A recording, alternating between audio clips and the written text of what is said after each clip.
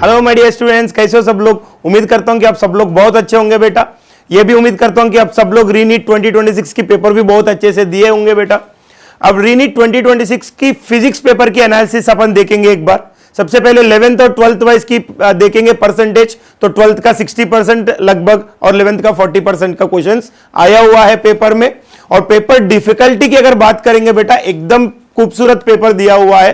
Proper NEET level की paper लग रहा था ना, बहुत ही सिंपल है ना बहुत ही डिफिकल्ट, एकदम प्रॉपर प्रोपोर्शन में वेल बैलेंस्ड पेपर दिया हुआ है। हाँ, क्वेश्चंस थोड़ा सा बड़ा बड़ा क्वेश्चंस था, उसका सॉल्यूशन बड़ा नहीं है, सॉल्यूशन बहुत आसान है, लेकिन क्वेश्चन पढ़ने में थोड़ा लेंदी क्वेश्चंस था, तो क्वेश्चंस पढ़ने में थोड़ा सा समय लग रहा था बच्चों को, लेकिन सॉल्व करना सिंपल था। हाँ, लेकिन ये एक बात है कि जो रेयर कॉन्सेप्ट्स था, बहुत कम बार पूछा गया है प्रीवियस ईयर में, उन पे थोड़ा सा इन्होंने ज्यादा फोकस किया। जैसे अल्फा रे स्कैटरिंग एक्सपेरिमेंट की ग्राफ की क्वेश्चन हो या मीन फ्री पाथ की क्वेश्चन हो केटीजी में, ऐसा टॉपिक्स उन्होंने टच किया था जो पहले बहुत कम बार पूछे थे। तो वो एक था पेपर में, उसी की वजह से हल्का सा डिफिकल्ट लगा बच्चों को पेपर में, क्योंकि वो ज्यादा सॉल्व नहीं करते उस टॉपिक्स की क्वेश्चंस, तो थोड़ा सा डिफिकल्ट लगा। अदरवाइज पेपर बहुत अच्छे थे, एकदम इजी भी नहीं बोलूंगा, एकदम हार्ड भी नहीं बोलूंगा, मॉडरेट पेपर आया हुआ है।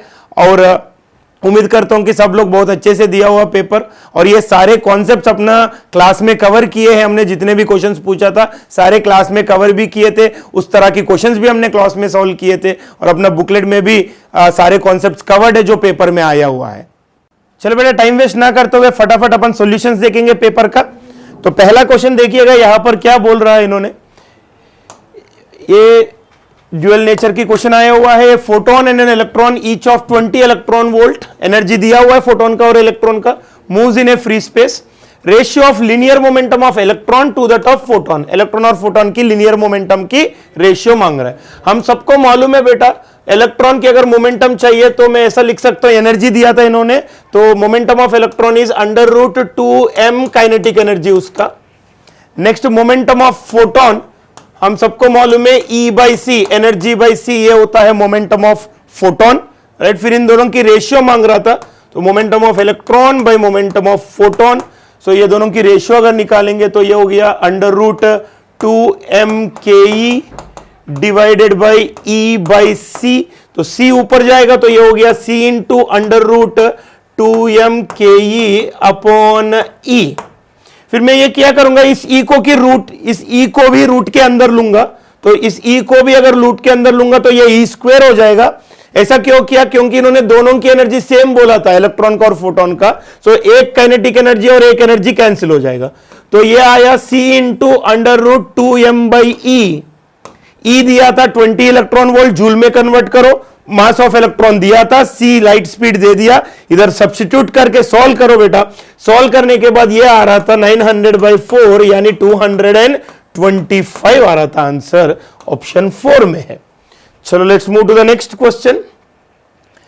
Water flows in a streamline motion, streamline है, बर्नौलीज लगाएंगे अपन इधर, streamline motion through a horizontal pipe of circular cross section as shown in the figure.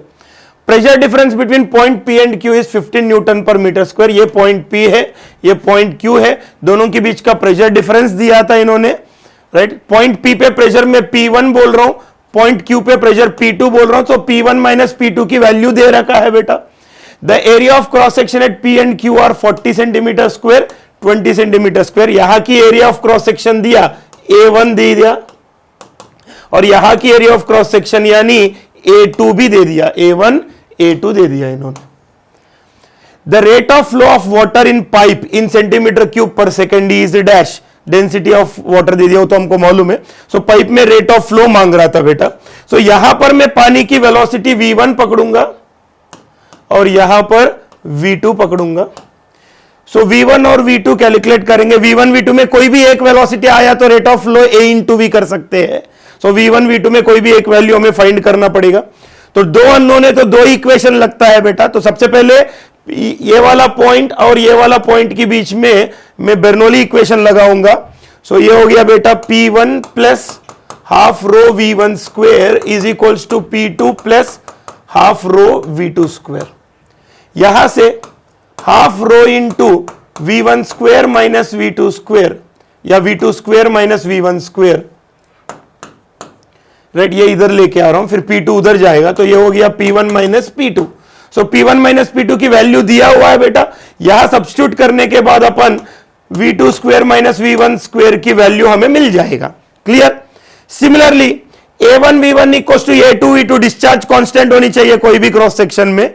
So A1 V1 equal to A2 V2, ये equation 1 हो गया इसकी value. फिर A1 V1 equals to A2 V2। So A1 भी दिया है, A2 भी दिया है, पुट करेंगे तो V1 और V2 का एक और रिलेशन आएगा, इधर V1 बाई V2 का एक और रिलेशन आएगा, ये सेकंड इक्वेशन होगा। फिर एक इक्वेशन यहां से V2 square minus V1 square मिला, यहां से V1 बाई V2 मिला। फिर इन दोनों को सॉल्व करने के बाद हमें V1 की वैल्यू आ रहा था बेटा 10 सेंटीमीटर पर सेकेंड। फिर A1 कितना दिया था? A1 40 दिया था, A1 इज 40 सेंटीमीटर स्क्वायर। फिर डिस्चार्ज यानी rate of flow of water A1 into V1 निकाल सकते हैं अपन। A1 इज 40, V1 इज 10, तो आंसर हो गया 400 सेंटीमीटर क्यूब पर सेकेंड हो गया। So this is the answer. So let's move to the next question.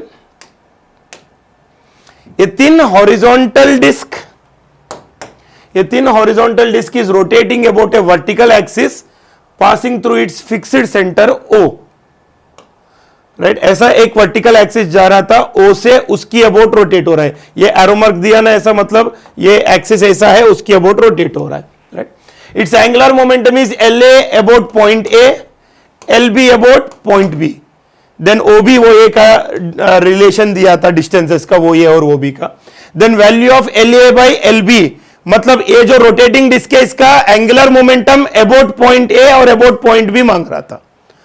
अब देखो बेटा, एक बॉडी रोलिंग मोशन कर रहा है, तो हमें एंगुलर मोमेंटम निकालते हैं बॉडी का angular momentum about centre of mass, angular momentum about centre of mass plus mv into r perpendicular वाला करते हैं, mvcm इंटू आर परपेंडिकुलर वाला। लेकिन इधर बॉडी रोलिंग मोशन नहीं कर रहा है, खाली रोटेटिंग कर रहा है, तो ये वाला नहीं आएगा। तो खाली angular momentum is equal to angular momentum about centre of mass आएगा, मतलब angular momentum is ICM into omega आएगा। चाहे आप पॉइंट ए से देखो या पॉइंट बी से देखो, आंसर यही आएगा। मतलब angular momentum of the disc about A and B will be same, तो उसकी रेशियो क्या होता है बेटा? 1। अगर रोलिंग होता तो आंसर अलग आता है, खाली रोटेटिंग है तो आप ए से देखो या बी से देखो, ICM इंटू ओमेगा ही आने वाला है। Next question number 4। Consider a long solenoid L and radius R. N is the number of turns per unit length. Number of turns per unit length. Mu naught is permeability. Radius R, length L है। फिर inductance of the solenoid, ये तो direct formula है ना बेटा, हम class में discuss करते हैं। Right, self inductance of a solenoid mu naught pi n square r square into l, direct formula. Right, नहीं तो आपको कैलकुलेट करना है तो derivation, magnetic field is mu naught n i, total number of turns is n into l. Right, so flux हो गया बेटा B into area of cross section pi r square into total number of turns. फिर inductance is 5 upon I, तो इसका divided by I करो, सीधा ये answer आने वाला है हमें, mu naught pi n square r square l. Now coming to the next question. Temperature of a metallic sphere of radius capital R is increased by small amount delta t।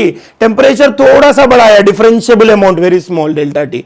Linear expansion, coefficient of linear expansion दिया alpha.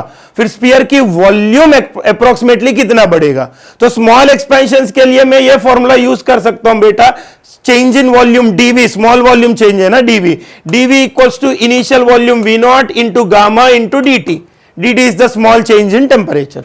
सो V naught sphere है ना बेटा, initial volume क्या होता है 4/3 pi are cube into gamma, gamma is 3 times of alpha, dt is the small change in temperature जिसको दिया था इन्होंने डेल्टा टी, तो ये हो गया डेल्टा टी। फिर ये 3 और 3 गेट्स कैंसिल, ये हो गया 4 pi are cube alpha delta T, 4 pi are cube alpha delta T, ये आंसर हो गया इसका। क्लियर बेटा? अगर नेक्स्ट क्वेश्चन की बात की जाए बेटा, तो देखो इसमें क्या कहा गया है, consider 2 circuits A and B each having 2 resistors, one of them has a positive temperature coefficient of resistance while the other has negative temperature coefficient of resistance। लेकिन एक चीज नोटिस करना, अगर एक अल्फा है तो दूसरा माइनस अल्फा, मतलब मैग्नीट्यूड वाइज दोनों बिल्कुल सेम बताए गए हैं। आगे क्या बोला है, as shown in the figure the current through these circuits are denoted by IA and IB। At initial temperature the resistance of 2 is R0। As the temperature is increased, आपको बताना है कि करंट पर क्या असर पड़ेगा टेम्परेचर के बढ़ाने से। अब देखो, अगर आप ध्यान से देखोगे तो सीरीज कॉम्बिनेशन में इक्विवेलेंट रेजिस्टेंस क्या होता है बेटा, R1 प्लस R2। अब जब आप R1 प्लस R2 करोगे यहां पर, तो ये हो जाएगा बेटा R0 minus R0 alpha delta T, ये होगा R0 plus R0 alpha delta T. तो minus R0 alpha delta T plus R0 alpha delta T कटेगा और इक्विवेलेंट रेजिस्टेंस इस वाले सर्किट का बेटा 2R0 निकल कर आएगा, जो कि कांस्टेंट है चाहे आप कितना भी टेम्परेचर बढ़ाते रहो। तो क्योंकि रेजिस्टेंस में कोई फर्क नहीं पड़ रहा, इसलिए करंट में भी कोई फर्क नहीं पड़ेगा। तो IA तो जैसा था वैसा ही रहेगा। अब अगर बात करें इसमें, तो यहां तुम्हें कुछ नहीं कैलकुलेट करना था, दिमाग चलाना था। क्या पैरेलल कॉम्बिनेशन में हमें यह बात अच्छे से मालूम है कि इक्विवेलेंट रेजिस्टेंस छोटे रेजिस्टर से भी छोटा होता है? बिल्कुल। तो जैसे जैसे टेम्परेचर बढ़ेगा बेटा, क्या इसकी रेजिस्टेंस और कम होती जाएगी? हाँ। अब अगर छोटे वाले की रेजिस्टेंस कम होती जा रही है तो ओवरऑल रेजिस्टेंस तो उससे भी कम होती चली जाएगी। मतलब इस वाले सर्किट में रेजिस्टेंस समय के साथ साथ घटता जाएगा टेम्परेचर के साथ साथ, और करंट जो है यहां पर क्या होगा, इंक्रीज करेगा। तो IA में करंट सेम रहेगा और IB में करंट इंक्रीज करेगा। ये हमारे सेकंड ऑप्शन हो जाएगा आंसर। आओ देखते हैं नेक्स्ट क्वेश्चन। अब इस क्वेश्चन में देखो कितनी प्यारी बात बोली गई है। इसमें क्या कहा गया है, a beam of light falls on a metal surface such that the photo electrons are generated, मतलब फ्रीक्वेंसी ऑफ लाइट थ्रेशोल्ड से ज्यादा ही है। अब आगे क्या कह रहा है, if the power of the light source start to decrease. देखो आपको मालूम होना चाहिए कि अगर आप पावर को डिक्रीज करते हो तो इससे निकलने वाले नंबर ऑफ फोटॉन्स कम हो जाएंगे। क्यों? क्योंकि number of photons directly proportional होता है सोर्स के पावर पे।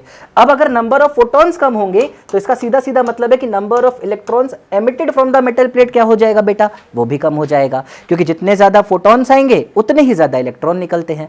अब क्योंकि नंबर ऑफ इलेक्ट्रॉन्स ही कम हो जाएगा तो ओवरऑल जो हमारी फोटो करंट है वो क्या हो जाएगी बेटा, कम। तो जैसे जैसे आप पावर डिक्रीज करते जाओगे नंबर ऑफ फोटॉन घटेंगे, फोटॉन घटेंगे तो इलेक्ट्रॉन घटेंगे, इलेक्ट्रॉन घटेंगे तो करंट भी घटती चली जाएगी। इसलिए करंट तो समय के साथ साथ क्या करेगी बेटा, घटेगी। इसमें घट रही है, इसमें घट रही है, बढ़िया। अच्छा, क्या आपको यह बात मालूम है कि पावर ऑफ सोर्स बदलने से उसकी फ्रीक्वेंसी पे असर नहीं पड़ता है, विच मीन्स जब तक आप फ्रीक्वेंसी नहीं बदल रहे हो स्टॉपिंग पोटेंशियल भी नहीं बदलने वाला। तो stopping potential as it is रहेगा, जबकि सिर्फ करंट घटती चली जाएगी। ऑप्शन नंबर 2 आपका क्या हो जाएगा बेटा, आंसर हो जाएगा। नेक्स्ट क्वेश्चन अगर यहां पे देखा जाए, an ideal Zener diode with breakdown voltage of -3 इसलिए क्योंकि हम लोग रिवर्स बायस में ब्रेक करते हैं उसको, is reversed bias with a negative input voltage of -5। आप ऐसे समझो, बहुत सिंपल है। क्या बेटा मैं यहां पे इसको प्लस साइन दे सकता हूं और यहां पे माइनस दे सकता हूं? बिल्कुल। और यहां पे डायोड में एन साइड को पॉजिटिव देना पड़ेगा जबकि पी को नेगेटिव, क्योंकि रिवर्स बाइसिंग में है।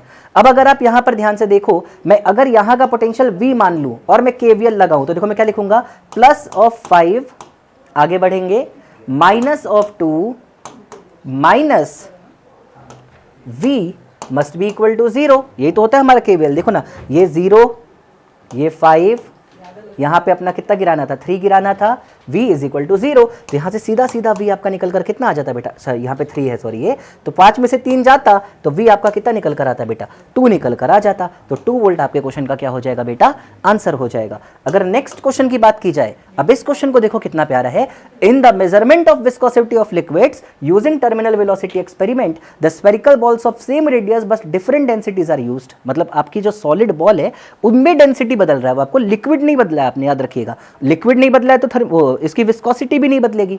आगे देखो क्या लिखा हुआ है, the variation of terminal velocity with ratio of density of spherical ball to density of liquid is. मतलब आपको सिग्मा बाई रो एक तरफ लेना है और टर्मिनल वेलोसिटी एक तरफ। क्या बेटा टर्मिनल वेलोसिटी का फॉर्मूला होता है 2/9 eta r square sigma minus rho into g. हाँ सर यही होता है। एक काम करो, क्योंकि हमें हर एक बार सिग्मा बाई रो चाहिए ना बेटा, तो हम यहाँ पे सिग्मा बाई रो बनाएंगे। उसके लिए हम करेंगे क्या, रो कॉमन लेके बाहर निकाल लेंगे। जब आप रो को कॉमन लेके बाहर निकालोगे तो क्या हो जाएगा, 2/9 eta r square rho sigma by rho minus 2/9 eta r square rho into g. अब ये मत सोचना कि सर आपने ये क्या कर दिया, देखो ध्यान से, अगर आप 2/9 ईटा आर स्क्वायर सिग्मा बाई मतलब रो कॉमन ले लो तो यहाँ सिग्मा बाई रो -1 बचेगा, जो हमको दिख भी रहा है। क्या बेटा ये वही चीज है जो हमें वाई एक्सिस पे बनाना है? बढ़िया। क्या ये वो चीज है जो हमारे को एक्स एक्सिस पे लेना था? हाँ।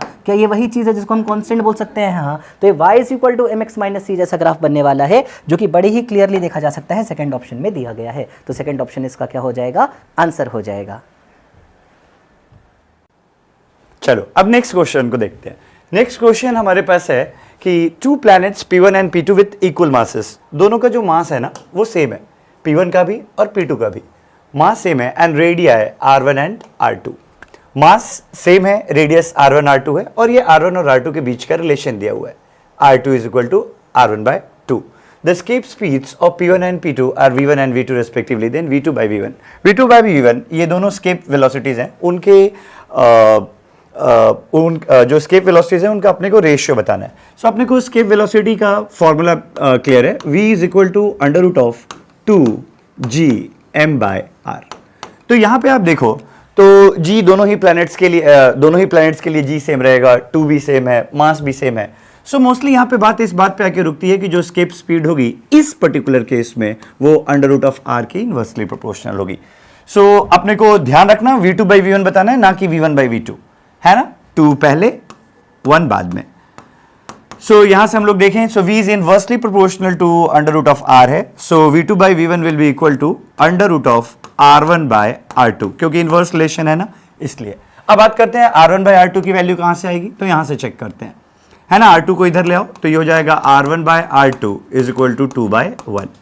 सो R1/R2 की वैल्यू 2 आ रही है, सो यहां से आप देखोगे तो V2/V1 की वैल्यू कितनी आ जाएगी, √2, है ना। सो इस तरीके से fourth option will be the correct answer.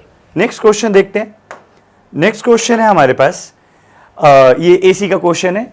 कह रहे हैं एसी वोल्टेज, जो भी वोल्टेज सोर्स है उसका वोल्टेज दिया गया है ना, 220 ये उसका एम्पलीट्यूड है, ये 220 वोल्ट एम्पलीट्यूड है उसका, साइन ये अपने पास ओमेगा है, ओमेगा कितना है 2 × 10⁻³ volt is applied to a series LCR। Series LCR circuit में हम लोगों ने इतना पोटेंशियल डिफरेंस अप्लाई किया है, then the current amplitude in this circuit. ध्यान रखना ये टर्म बड़ा इंपॉर्टेंट है, करंट एम्पलीट्यूड पूछा है उन्होंने, है ना। करंट सिंपली पूछता तो हमारे में से बताते, बट यहाँ पे उन लोगों ने एम्पलीट्यूड बोला है। सो आप यहाँ पे जब ये क्वेश्चन सॉल्व करोगे तो आप देखोगे अपने को एक्सएल की वैल्यू पता है, एक्सएल की वैल्यू हम निकाल सकते हैं। एक्सएल की वैल्यू कितनी होती है, ओमेगा एल, ओमेगा अपने को दिया हुआ है इन लोगों ने, एल की वैल्यू दी हुई है, XC कितने के बराबर होता है 1/ωc, फिर से अपने पास ओमेगा इतना है और C की वैल्यू भी दे रखी है। तो जब हम इसको सॉल्व करते हैं so will get XL = XC, है ना। और आपको तो पता ही है कि ये रेजोनेंस की कंडीशन है, और रेजोनेंस की कंडीशन है, ऐसी स्थिति में यदि अपने को करंट की बात करी जाए तो पूरी जो सर्किट है ना वो प्योरली रेजिस्टिव हो जाती है ना। यानी Z की वैल्यू कितने के बराबर हो जाएगी, R, और करंट चूंकि पीक वैल्यू बतानी है तो पीक वोल्टेज भी यूज करेंगे बाय Z। Z कितना है, R कितना है, R कितना दे रखा है 100, V0 यानी पीक वोल्टेज ये कितना है 220। सो जब हम डिवाइड देंगे तो करंट की पीक वैल्यू कितने के बराबर आ जाएगी 2.2 एम्पियर, यानी second option will be the correct answer. Next question की तरफ चलते हैं। ये अपने पास 2 आइडेंटिकल इंडक्टर्स, ये EMI का क्वेश्चन है। 2 identical inductors are connected to 2 different configurations P and Q। ये P कॉन्फ़िगरेशन है, Q कॉन्फ़िगरेशन है। Current carrying IT is flowing as shown in figure. अच्छा, दोनों में आप देखोगे ना तो करंट की वैल्यू इन लोगों ने IT ही दे रखी है ना।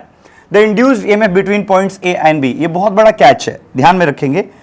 Between points A and B सिर्फ यहां तक की बात करनी है अपने को, और सिर्फ यहां तक की बात करें, और आइडेंटिकल है तो दोनों को LL मान सकते हो आप, है ना। ये भी LL है, आइडेंटिकल है। तो यहाँ पे A और B के बीच में यदि हम लोग पोटेंशियल ड्रॉप की बात करें तो ये लोग दे रहे हैं EP, ये कितना हो जाएगा LdI/dt। और यहाँ पे बात करें कि यहाँ पे कितना पोटेंशियल डिफरेंस हो जाएगा, तो वो हो जाएगा ये पॉइंट और ये पॉइंट के बीच में बताना है, तो L इक्विवेलेंट की वैल्यू कितनी है L/2 dI/dt। तो ये हो गया EQ। तो अपने को EP आ गया, EQ आ गया, अपने को EP/EQ बताना है। तो रेशियो जब लेंगे तो dI/dt क्या हो जाएगा, कैंसिल, EP/EQ ये आ जाएगा 2/1। तो ये हो जाएगा हमारा फाइनल आंसर, यानी option 1 will be the correct answer. हा बेटा, तर हा क्वेश्चन मध्ये काय दिलेलं आपल्याला 3 आयडेंटिकल कॅपॅसिटर दिलेले आहेत. कसले 3 आयडेंटिकल कॅपॅसिटर, म्हणजे सगळ्यांचं कॅपॅसिटन्स काय C आहे. विचारलंय काय आपल्याला, if the energy stored capacitor P आणि कुणाची total energy stored in the system. Okay, अगोदर P ची पहा, हे सर्व इथे पोटेन्शियल किती आहे V, हे पॅरलल मध्ये इथे V, तर इथलं पोटेन्शियल झालं V/2, कॅपॅसिटन्स किती आहे C, तर याची एनर्जी किती होईल, एनर्जी ऑफ P इथे U ने मेन्शन केलेलं आहे, UP इज इक्वल टू काय असेल, हाफ C V², म्हणजे किती येईल, हे येईल V²/4. हे आलं आपलं पहिलं. अच्छा, आता पुन्हा कोणाची एनर्जी विचारलेली आहे, टोटल एनर्जी, ह्या पूर्ण सिस्टमची total energy, energy of total, त्याचा फॉर्म्युला काय असेल, half C equivalent into V². Okay, आता C इक्वॅलंटची व्हॅल्यू किती येईल पहा, C इक्वॅलंट हे कशामध्ये, सिरीजमध्ये, म्हणजे यांचं C इक्वॅलंट किती येईल, C/2. ओके, आणि याचं किती आलं C, याची ॲडिशन घेतली तर याची व्हॅल्यू येईल, ओके, हे हाफ हे C/2 प्लस C म्हणजे येईल हे 3C/2 V². म्हणजे आपण याला इक्वेशन नंबर 2 म्हणूया. ओके, इक्वेशन नंबर 2 जर आपण याचा रेशो घेतला UP/UT, तर याचं कॅल्क्युलेशन जर केलं तर ते येते बेटा 1/6. किती येतोय, 1/6, म्हणजे आपलं करेक्ट आन्सर जाईल इथे फर्स्ट. ओके, चला तर पुढच्या क्वेश्चन वरती येऊया आपण. नेक्स्ट क्वेश्चन काय म्हणतोय पहा. नेक्स्ट क्वेश्चन मध्ये दिलेलं आहे, ओके, आपल्याला दिलं आहे conducting loop of finite resistance. Okay, कोणत्या प्लेन मध्ये, XY plane. There is a constant magnetic field in Z direction. Okay, Z direction म्हणजे थीटा किती झाला बेटा, 0. थीटा किती झाला, 0. कशामध्ये, एरिया वेक्टर मध्ये आणि मॅग्नेटिक फील्ड मध्ये. म्हणजे इथे cos 0 ची व्हॅल्यू किती येणार आहे, 1. म्हणजे आपला फ्लक्सचा फॉर्म्युला बनेल BA. ओके, चला पुढे वाचूया. B ची व्हॅल्यू कशी आहे, कॉन्स्टंट दिली आहे, B आहे कॉन्स्टंट. ओके, बी कॉन्स्टंट आहे, एरिया फ्लक्च्युएटिंग आहे. एरिया किती दिले पहा, एरियाची व्हॅल्यू दिलेली आहे A0 1 plus sine of T. Okay, एरियाची व्हॅल्यू दिलेली आहे A0 1 plus sine of T, म्हणजे T सोबत एरिया व्हॅरी करतोय. T सोबत काय होतोय, एरिया व्हॅरी करतोय. हा आला फ्लक्स. आता आपल्याला विचारलंय काय, तर आपल्याला विचारलंय इथे power dissipated in the loop आणि कोणत्या फंक्शन सोबत व्हॅरी करतोय. पॉवर काढण्याच्या अगोदर आपल्याला EMF काढावा लागेल, म्हणजे आणि इथे जर याचा डेरिव्हेटिव्ह घेतला dφ/dt, म्हणजे हा काही आपल्याला EMF, याचा डेरिव्हेटिव्ह घेऊया. B कॉन्स्टंट आहे A0. ओके, 1 चा डेरिव्हेटिव्ह 0 प्लस साइनचा डेरिव्हेटिव्ह काय येईल बेटा, cos ऑफ T आणि T चा डेरिव्हेटिव्ह येईल 1. इज इट ओके, हे आलं आपलं dφ/dt म्हणजे EMF आलं. अच्छा, पॉवर विचारली, सो पॉवर काय असेल, पॉवर असेल V²/R. अच्छा, V म्हणजे हे आपलं V असेल EMF. ओके, त्याचा स्क्वेअर केला तर हे येईल B A0², V चा पण स्क्वेअर आहे म्हणजे B चा स्क्वेअर, इथे cos² T. Is it okay, cos² T. हा, तर बेटा हे आपण स्क्वेअर केलं, V चा स्क्वेअर म्हणजे E चा square, B² A² cos² T/R. हे सगळं काय आहे बेटा, कॉन्स्टंट, म्हणजे power is proportional to what, cos² T, म्हणजे कॉसचं फंक्शन असायला पाहिजे आणि पॉझिटिव्ह असायला पाहिजे. ओके, तर हा तर नाहीये व्हेरिएबल. ओके, हे पहा आपला हा कशाचा फंक्शन आहे, साइनचा पॉझिटिव्ह, हा कॉसचा फंक्शन आहे. ओके, तर आपला आन्सर काय जाईल, थर्ड करेक्ट जाईल. इज इट ओके, चला पुढच्या क्वेश्चन वरती येऊया. नेक्स्ट क्वेश्चन काय म्हणतोय. ओके बेटा, पुढचा क्वेश्चन दिलेला आहे आपल्याला एडियाबॅटिक एक्सपान्शन. ओके, कोणती प्रोसेस आहे, एडियाबॅटिक एक्सपान्शन, द टेम्परेचर ऑफ 1 मोल. अच्छा, यांची व्हॅल्यू किती दिली आहे, 1 मोल. पुढे आयडियल मोनोएटॉमिक गॅस, त्याचं गामा दिलंय. ओके, गामा किती आहे, 5/3. ओके, डिक्रीजेस फ्रॉम, म्हणजे डेल्टा टी ची व्हॅल्यू दिली आपल्याला, डेल्टा टी किती आलं, 60 - 50 म्हणजे 10 आलं. ओके, पुढे वाचूया. Work done by the gas, okay, in the process is. अच्छा, आर ची व्हॅल्यू दिलेली आहे. आपला वर्क डनचा फॉर्म्युला काय, एडियाबॅटिक एक्सपान्शन मध्ये NR delta T upon gamma -1. चला व्हॅल्यू पुटअप करा. व्हॅल्यू जर पुटअप केली, मोल आहे 1, आर ची value universal gas constant 8.3, delta T 10 आणि गामाची व्हॅल्यू किती दिली आहे 5/3 -1. हे जर कॅल्क्युलेशन केले आपण तर सिम्पली हे आन्सर मॅच होतो 124.5 जूल. म्हणजेच आपलं कोणतं आन्सर करेक्ट जाईल, 4.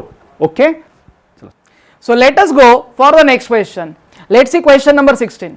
Consider a particle moving along a straight line whose position as a function of time is given by, so st, which is equal to alpha t square minus beta t plus gamma, where alpha is 1 metre per second square, beta is 6 metre per second and gamma is 5 metre. The average speed of the particle in meter per second from t equal to 0 to t equal to 6 second. तो देखो question में हमें average speed पूछा गया है, तो इसका मतलब हमें टोटल डिस्टेंस निकालना पड़ेगा divided by total time. Total time तो हमें पता चल रहा है कि 6 सेकेंड है.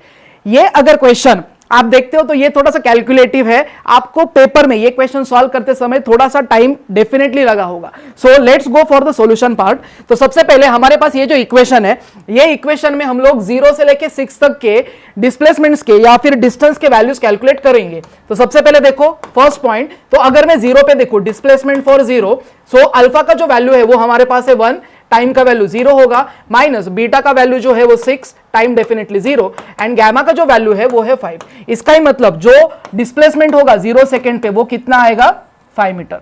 सिमिलरली आप डिस्प्लेसमेंट 1 सेकेंड के लिए कैलकुलेट कर सकते हैं. ऐसे आपको 1, 2, 3, 4, 5 एंड 6 के लिए कैलकुलेट करना है. मैं एक दो निकाल के दिखाता हूं, फिर कुछ वैल्यू हम लोग देखते हैं कि क्या आ रहा है.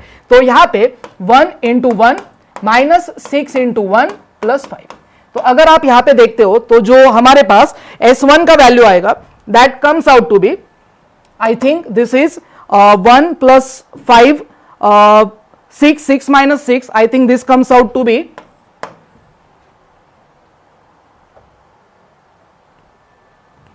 0. सिमिलरली हम लोग जो नेक्स्ट है वो एक बार चेक कर लेते हैं, that is displacement for 2 second. तो हमारे पास अल्फा का वैल्यू 1 है, उसके बाद हम लोग 2 स्क्वायर, उसके बाद माइनस बीटा का value 6 into 2 and then we are having gamma का वैल्यू 5. तो यहां पे 4 माइनस 12 प्लस 5. तो यहां पे हमें जो आंसर मिलेगा that will be -3 metre. So displacement और distance for second it will be 3 with negative sign. Then we will be having S3. So 1, 3 square minus 6 into 3 plus 5. तो ये सॉल्व करने के बाद हमारे पास जो आएगा that is 9 minus 18 plus 5. So 9 plus 5 that is 14 and minus 18 करेंगे तो आपके पास जो डिस्प्लेसमेंट आएगा दैट विल बी -4 मीटर. तो देखिए हमें ये सारे वैल्यूज पेपर में कैलकुलेट करने पड़ेंगे. तो हमारे पास जो पहला वैल्यू है वो 5 है, उसके बाद जो नेक्स्ट वैल्यू है, let me verify once, 1 into 1 का स्क्वायर माइनस बीटा का वैल्यू 6 इंटू 1 प्लस 5. तो आई थिंक ये 6, हाँ तो ये 0 ही होगा. उसके बाद जो नेक्स्ट वैल्यू हमें मिला -3, S3 -4. सिमिलरली आप S4 कैलकुलेट करेंगे, S5 कैलकुलेट करेंगे. तो S4 S5 कैलकुलेट करने के बाद आपके पास जो डेटा आएगा that is 1 into 4 square minus 6 into 4 plus 5. So I think this comes out to be 16 minus 24 plus 5. So 16 plus 5 that is 21. तो यहां पे आपके पास 21 and 24 इसका सब्ट्रैक्शन आप करेंगे तो S4 का वैल्यू मिलेगा -3 metre. Similarly you have to go for S5. तो जो डिस्प्लेसमेंट होगा 5th सेकेंड पे S5 which is equal to 1 into, let me take the equation, yes, so 1 into हमारे पास 5 होगा -6 इंटू 5 प्लस 5. तो देखिए यहां पे 5 माइनस 30 प्लस हमारे पास जो नेक्स्ट इक्वेशन है that is 5. Okay, so I think late me verify. So 1 into, okay, तो यहां पे हमारे पास 5 का स्क्वायर होगा तो ये 25 होगा. 25 plus 5 that is 30. So 5 second पे जो डिस्प्लेसमेंट आएगा that will be again 0. And उसके बाद जब भी आप 6 के लिए प्लेस करेंगे 6 सेकेंड पे तो आपके पास जो आंसर आएगा तो 1 into 6 square minus 6 into 6 and then plus 5. तो 36 माइनस 36 प्लस 5.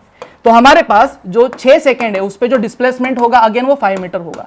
तो यहां पे अगर आप एक छोटा सा ग्राफ देखते हो या फिर एक छोटी सी नंबर लाइन देखते हो तो हमारे पास देखो क्या क्या है.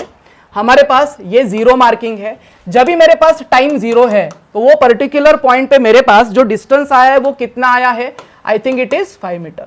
सिमिलरली अगर आप नेक्स्ट वैल्यू देखते हो then it is 0, then I am having -3 and then I am having -4. तो देखो इसमें जो मैक्सिमम वैल्यू मुझे मिल रही है वो ये देखो ये. So this will be -4 metre. और यहां पे जो टाइम का वैल्यू है वो टाइम का वैल्यू कितना दिया है हमारे पास, आई थिंक 3.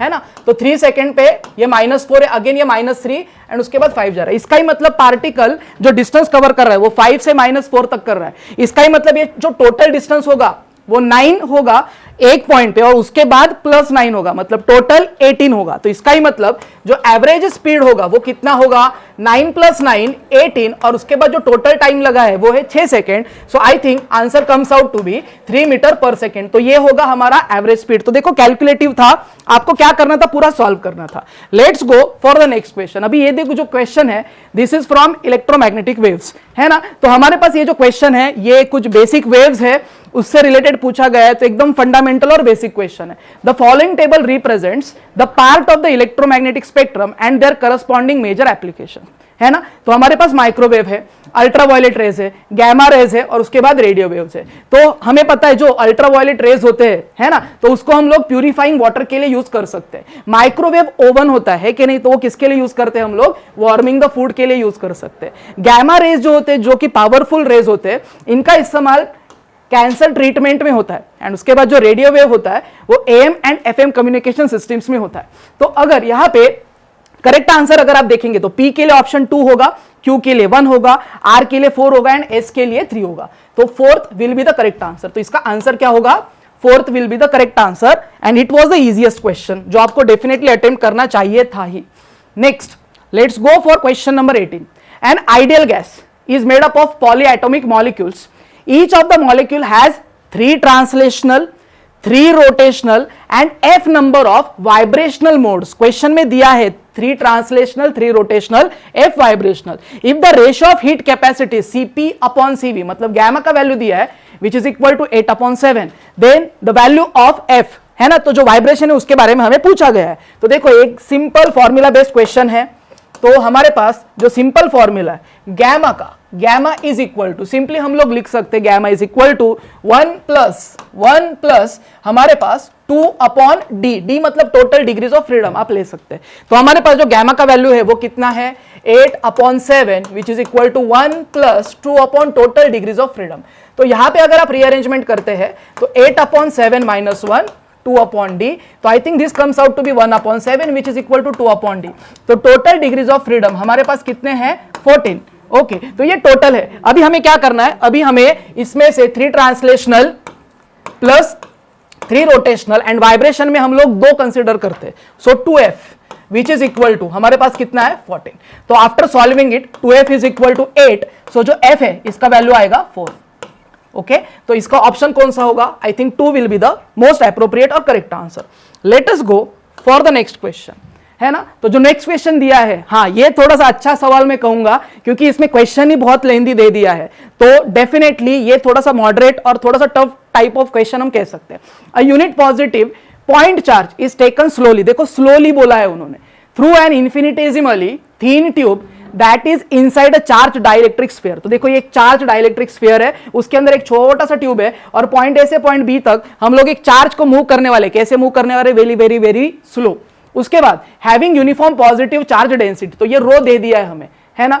तो रो का जो वैल्यू है वो थ्रू आउट कैलकुलेशन हमें क्या करना है, कांस्टेंट रखना है। तो ये एक अच्छी बात।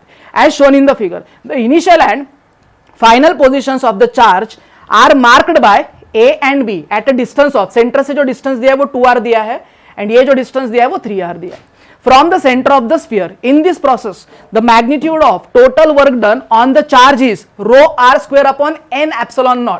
The value of n is, और एप्सिलॉन नॉट जो दिया है वो परमिटिविटी दिया है।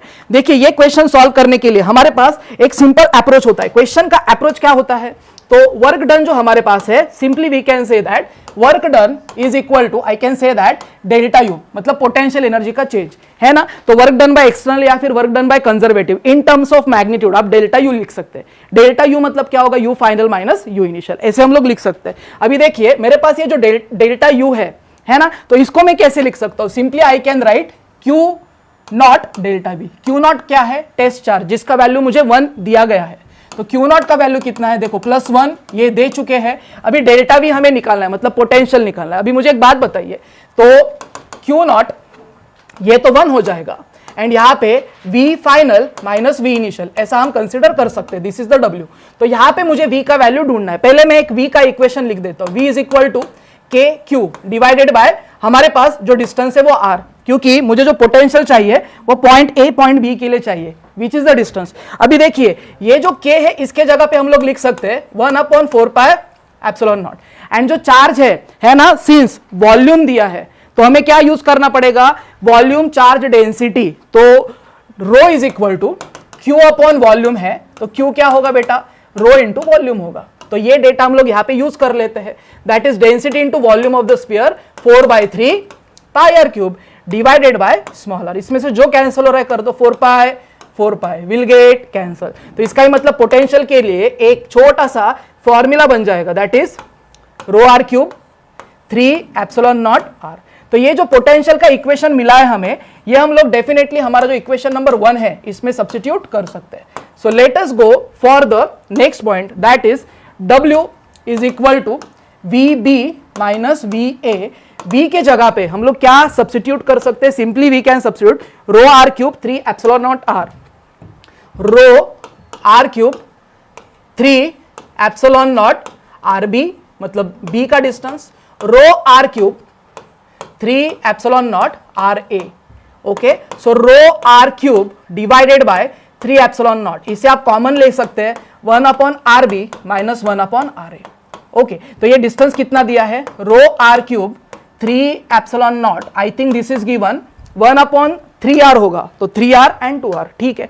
सो 1/3R माइनस 1/2R, इसे थोड़ा सा रीअरेंज करेंगे तो we will get the final answer which is rho are cube 3 epsilon not, that is 2 में से 1 गया, 3 गया, माइनस 1/6R। ओके, तो इसमें से एक आर कैंसिल हो जाएगा, तो minus rho r square 18 epsilon not. तो ये वर्क डन होगा। इन टर्म्स ऑफ मैग्नीट्यूड हम लोग ले सकते हैं W is equal to rho r square upon 18 epsilon not. तो इसमें हमें देखो n की वैल्यू पूछी गई है, तो n का वैल्यू क्या होगा बेटा, तो n का वैल्यू होगा 18। चैलेंजिंग क्वेश्चन था, कैलकुलेटिव था, तो इसको आपको सोच समझ के सॉल्व करना था। Let us go for the next question, question number 20. A current I naught flows through a metallic circular loop of radius r as shown in the figure. Resistance of segment ABC, देखो ये वाला जो segment है इसका resistance दिया है half of ADC. Magnitude of magnetic field at the center O of the loop is. Easy सवाल है, लेकिन इसमें ना आपको थोड़ा सा कैलकुलेशन करते समय ध्यान रखना है। ये I naught है, यहाँ पे स्प्लिट होगा, स्प्लिट होने के बाद देखो ये पैरेलल कॉम्बिनेशन की तरह ट्रीट करेंगे आप। यहां पे करंट I1 लेंगे तो यहां पे करंट क्या होगा बेटा, I2 होगा। अभी सबसे पहले मुझे क्वेश्चन में क्लियरली बोला गया है कि रेजिस्टेंस क्या है, तो रेजिस्टेंस के बारे में देखो, ये जो पूरा पोर्शन इसका रेजिस्टेंस R1 ले लो, इसका रेजिस्टेंस R2 ले लो। RABC that is R1 it is equal to half of R2। Okay, ये इंफॉर्मेशन दिया है। अभी I1 निकालना है, सिंपली करंट डिवीजन रूल यूज कर सकते हैं आप। तो I1 क्या होता है, opposite resistance sum of all resistance and total current which is flowing through the circuit. तो R2 का वैल्यू क्या होगा, 2 times R1 divide by 2R1 plus 2 times R1 plus I0। Okay, तो ये आई थिंक 2/3 I0 हो जाएगा, ये I1 होगा। तो जैसे I1 निकाला है वैसे ही आप I2 निकाल सकते हैं। I0 में से 2/3 माइनस करेंगे तो सिंपली आपको मिलेगा I0/3। तो देखो मुझे करंट की वैल्यू मिली। Now the last step that is मुझे ये चेक करना है कि सेंटर पे मैग्नेटिक फील्ड कैसे होगा। देखो आपको right hand thumb rule use करना है, ये डायरेक्शन में जा रहा है, सो this is the direction of flow of current. तो यहाँ पे जो मैग्नेटिक फील्ड होगा वो अंदर की तरफ आएगा, बाहर की तरफ आएगा, और यहाँ पे मैग्नेटिक फील्ड अंदर की तरफ जा रहा है। तो 1 के कारण मैग्नेटिक फील्ड जो है वो बाहर की तरफ, 2 के कारण अंदर की तरफ। तो इसका ही मतलब आप क्या करेंगे, जब भी आप बी नेट निकाल रहे हो एट द सेंटर, तो एक में से आप दूसरे को सबट्रैक्ट करो, और डायरेक्शन किसका लेंगे, जो बड़ा है उसका आप डायरेक्शन ले सकते हैं। सो B1 इसके जगह पे आप क्या लिखेंगे, standard formula that is μ0/4 pi I upon जो टोटल रेडियस है आपका, ये केस में आई थिंक R दिया है, इनटू टोटल एंगल, तो आधा है, इसके लिए आप पाई लिखेंगे। तो ये I1 होगा minus μ0/4 pi I2/R and angle pi. इसमें से आपको जो कॉमन लेना आप ले सकते हैं, μ0/4 पाई अपॉन R ब्रैकेट के अंदर I1 माइनस I2। सो इसमें से पाई विल गेट कैंसल, μ0/4R बचेगा, I1 I2 that is 2/3 I0 minus 1/3 I0। तो ये I0/3 होगा, एंड डेफिनेटली जो B का वैल्यू होगा μ0/12R I0, μ0/12R I0। Let's check कि कौन सा ऑप्शन मैच हो रहा है। So I think 2 is the correct answer which is getting matched. तो ओके बच्चों, नेक्स्ट न्यूमेरिकल 21 देखते हैं। एक बहुत ही प्यारा सा न्यूमेरिकल और नियर अबाउट सभी लोग क्लास में ये न्यूमेरिकल करते हैं। सिंपल सा न्यूमेरिकल है, बस इसमें जो है टेक्निक अब हमें देखना है कि दोनों जो बॉल है और ये बॉब है, यानी दोनों पार्टिकल का मास सेम है और कंडीशन दिया है कि इलास्टिक कोलिजन। तो इलास्टिक कोलिजन में अगर जो आइडेंटिकल मास कोलाइड करता है तो वेलोसिटी इंटरचेंज हो जाती है। ये हम लोग क्लास में बहुत आसानी से नोट्स में पढ़ते हैं। तो बेटा अगर जो सिंपल वे में देखा जाए, बाकी तो हम लोग कंजर्वेशन ऑफ मोमेंटम अप्लाई करेंगे, कोफिशिएंट ऑफ रेस्टिट्यूशन अप्लाई करेंगे, फिर हमें v1 v2 मिलेगा, लेकिन उतना लेंदी करने की रिक्वायरमेंट नहीं है। सीधे जो है अगर जो इसकी इनिशियल वेलोसिटी 10 दे रखा है और इसका 0 दे रखा है, तो कोलिजन के बाद वेलोसिटी इंटरचेंज हो जाएगी, यानी फर्स्ट वाली बॉल रेस्ट पे आ जाएगी, सेकंड वाली की वेलोसिटी 10 हो जाएगी। तो सेकंड वाली की जो वेलोसिटी 10 हो गई, v2 की वैल्यू जब 10 हो जाएगी बच्चा, यानी ये हम डायग्राम यहाँ पे दिखा दें तो इसकी वेलोसिटी v2 हो गई। ओके, तो ये कुछ हाइट पे जाएगा, वो हाइट हमें फाइंड करना है। तो v2 की वैल्यू जो है हमें 10 मिल गई। अब कंजर्वेशन ऑफ एनर्जी हमें अप्लाइड करें, कंजर्वेशन ऑफ मैकेनिकल एनर्जी। तो from MEC K final plus U final is equal to K initial plus U initial. Okay बच्चा, तो इनिशियली जो है ये बॉल रेस्ट पे था, कोलिजन के बाद कुछ वेलोसिटी से मूव किया और फाइनल इस साइड पे जाकर फिर से इसकी वेलोसिटी क्या हो गई, 0। तो K फाइनल हमारा 0 हो गया। U फाइनल अगर जो H हाइट पे गया तो H हाइट के लिए हम पोटेंशियल एनर्जी का फार्मूला लिख सकते हैं mgh, और इनिशियल जो है इसकी वेलोसिटी हाफ m(v2) का स्क्वायर, और इनिशियल जो है लोएस्ट पॉइंट पे पोटेंशियल एनर्जी 0 ले लिया। तो यहाँ से जो है हमारा m से m कैंसिल हो गया और हमें h फाइंड करना था। तो ये वैल्यू हो जाएगा v2 का स्क्वायर अपान 2g। v2 के प्लेस पे 10 पुट किया, 10 का स्क्वायर अपान 2, g की वैल्यू 10 दे रखा है और इसको सॉल्व करेंगे, एक प्यारा सा आंसर आ गया 5 मीटर। तो बहुत एक सिंपल सा न्यूमेरिकल था ये। तो इसका जो है ऑप्शन 4 करेक्ट है।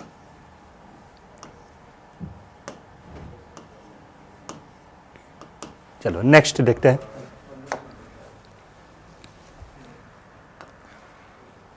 हाँ, ये भी एक जो है EM वेव का न्यूमेरिकल है और कॉन्सेप्चुअल है ये। इसमें बहुत जो है देख कर चलना पड़ेगा। एक EM वेव है जिसका इक्वेशन, इलेक्ट्रिक फील्ड का इक्वेशन दिया है। इलेक्ट्रिक फील्ड बेटा एक्स एक्सिस में है, एक्स एक्सिस में, ठीक है, EX E0 kz minus 2 pi into 10⁻60। तो जनरल इक्वेशन जो है हमें पता है कि EX की वैल्यू हो जाएगा E0 साइन ब्रैकेट में kz दिया है तो हम भी kz लिख लिए, माइनस t के साथ कोफिशिएंट ओमेगा लिख लिए तो माइनस ओमेगा टी। ओके बच्चा, अब ये हम लोग जो है नोट्स में बराबर लिखते ही हैं कि अगर जो ये साइन के अंदर जो 2 टर्म आता है, ठीक है, तो ओमेगा टी के साथ जो कोफिशिएंट है ओमेगा उसको डिनोट करते हैं, और दूसरा टर्म जो है kz है, यानी ये वेव जो है जेड एक्सिस में तो ट्रेवल कर रहा है। अब बात ये आती है कि पॉजिटिव में ट्रेवल करेगा कि निगेटिव में। तो सिंपल सा हमारा कॉन्सेप्ट है कि अगर जो दोनों की साइन अपोजिट हो जाए, यानी एक प्लस हो जाए एक माइनस हो जाए, तो ये ऑलवेज पॉजिटिव डायरेक्शन में जाएगी। अगर जो दोनों की साइन सेम हो जाए, यानी दोनों प्लस हो या दोनों माइनस हो, तो ये हमेशा निगेटिव डायरेक्शन में जाएगी, यानी निगेटिव जेड में जाएगी। तो बच्चों यहाँ पे जो है हमें दिख रहा है कि के जेड पॉजिटिव है और ओमेगा टी हमारा निगेटिव है। तो ये वेव जो है EM wave is travelling along positive Z axis. तो बच्चा ये पॉजिटिव जेड एक्सिस में ट्रेवल करेगा, ठीक है। हमें पता है क्यों, ये इसने हमने एक्सप्लेन कर दिया यहाँ पे कि एक जो है हमारा पॉजिटिव टर्म है, एक निगेटिव टर्म है, तो ऑलवेज ये पॉजिटिव जेड एक्सेस में ट्रेवल करेगा। ठीक है, हमें इसमें ढूंढना है इनकरेक्ट। तो यहाँ पे पहला ऑप्शन दिया है ट्रेवल इन पॉजिटिव, तो ये तो करेक्ट ऑप्शन है, हमें इनकरेक्ट ढूंढना है। दूसरा बात करें स्पीड ऑफ वेव क्या होगा, यानी इस EM वेव की स्पीड। तो बच्चा स्पीड जो होगी of EM wave in a medium, medium में जो स्पीड होगा v की value c by refractive index mu, यानी ये हो गया c बाई म्यू की वैल्यू होता है √ε r म्यू r। ओके, हमें ε r की वैल्यू दे रखा है, कितना दे रखा है 9, म्यू r नहीं दिया है तो उसको हम 1 कंसीडर कर लेंगे। तो बच्चा यहाँ से c की वैल्यू हमें पता ही है 3 × 10⁸ डिवाइडेड बाई ये भी 3 आ गया, यानी 10⁸ मीटर पर सेकेंड। और ये भी ऑप्शन में दिया है, यानी ये भी ऑप्शन करेक्ट है, हमें इनकरेक्ट ढूंढना है। तो थर्ड ऑप्शन की बात करें, थर्ड ऑप्शन वेवलेंथ। ओके बच्चा, तो वेवलेंथ की बात जब करें तो यहाँ पे जो है वेव की जो वेलोसिटी होती है v = ω/k होता है। तो यहाँ से k की वैल्यू आ जाएगा बेटा ω/v। ओमेगा हमें दे रखा है, कितना दे रखा है 2 पाई × 10⁶, और v आया हमारा 10⁸। तो यहाँ से k की वैल्यू आ जाएगा बेटा 2 पाई / 10⁻², और k की वैल्यू होता है 2 पाई / लैम्डा। तो 2 पाई / लैम्डा = 2 पाई / 10⁻²। तो यहाँ से लैम्डा की वैल्यू हमें आ गया 10⁻², यानी 100 मीटर। और ये ऑप्शन जो है हमें गलत दे रखा है, यहाँ पे वेवलेंथ हमें 300 मीटर बोल रहा है बच्चा, जो कि आ रहा है कितना 100 मीटर। तो ये ऑप्शन गलत है और हमें गलत ही चेक करना था। ठीक है, और नेक्स्ट बात करें तो the magnetic field is given by the relation B0, यहाँ पे y नहीं, यहाँ पे v होता है बच्चा, ये v होना चाहिए, ये तो सही टर्म दिया है। ओके, तो इसमें इनकरेक्ट कौन सा था बच्चा, थर्ड। नेक्स्ट बात करते हैं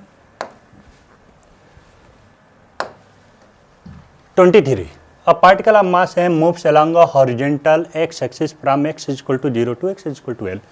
ठीक है, कोई पार्टिकल जो है रफ हॉरिजेंटल सरफेस पे मूव कर रहा है, उसका काइनेटिक फ्रिक्शन का कोफिशिएंट का इक्वेशन दे रखा है, यानी ये वेरिएबल है। और हमें जो है एक चीज़ बड़ा इंपॉर्टेंट लाइन यहाँ पे बोला है, म्यू के की वैल्यू L पे जाते जाते 0 हो जा रही है।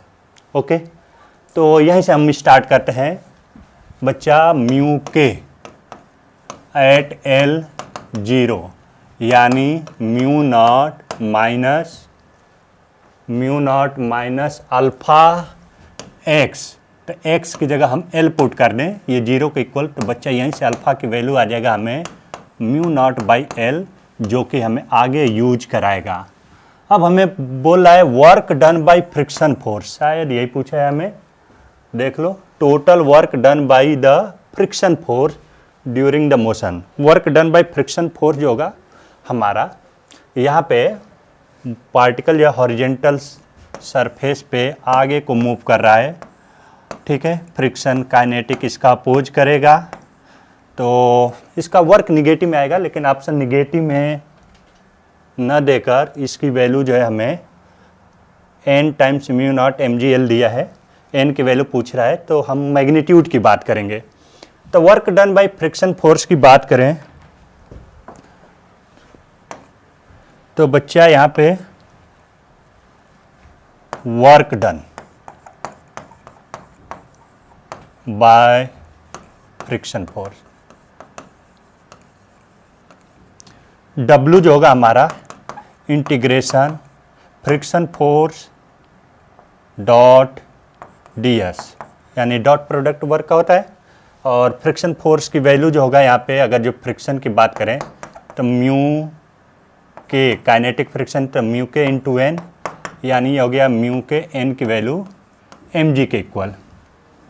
तो ये वैल्यू बेटा यहाँ पे लाकर पुट करेंगे, तो फ्रिक्शन फोर्स की जगह म्यू के की वैल्यू हमें दे रखा है म्यू नॉट अल्फा एक्स, ठीक है, इंटू एम जी, और एक्स एक्सिस के लॉन्ग जा रहा है तो डी एक्स की जगह हम डी एक्स की जगह डी एक्स लिख लिए, और बच्चा ये निगेटिव में आना चाहिए तो एक माइनस आगे लिख लिया, और एक्स वेरी कर रहा है 0 से एल तक, तो इसको सिंपल सा इंटीग्रेट करते हैं। म्यू नॉट हमारा कांस्टेंट है, इसके साथ एक्स हो जाएगा, तो mu naught x minus alpha की वैल्यू भी रख देते हैं यहाँ से, म्यू नॉट बाई एल, और एक्स का हो जाएगा एक्स स्क्वायर बाई 2, 0 से एल तक, ठीक है बच्चा। एल पुट करेंगे, फिर 0 पुट करेंगे, 0 पुट करेंगे, दोनों टर्म 0 हो जाएगा, सीधे एल पुट कर लेते हैं, तो ये हमारा हो गया इंटू एम जी, सॉरी इसके साथ एम जी भी है,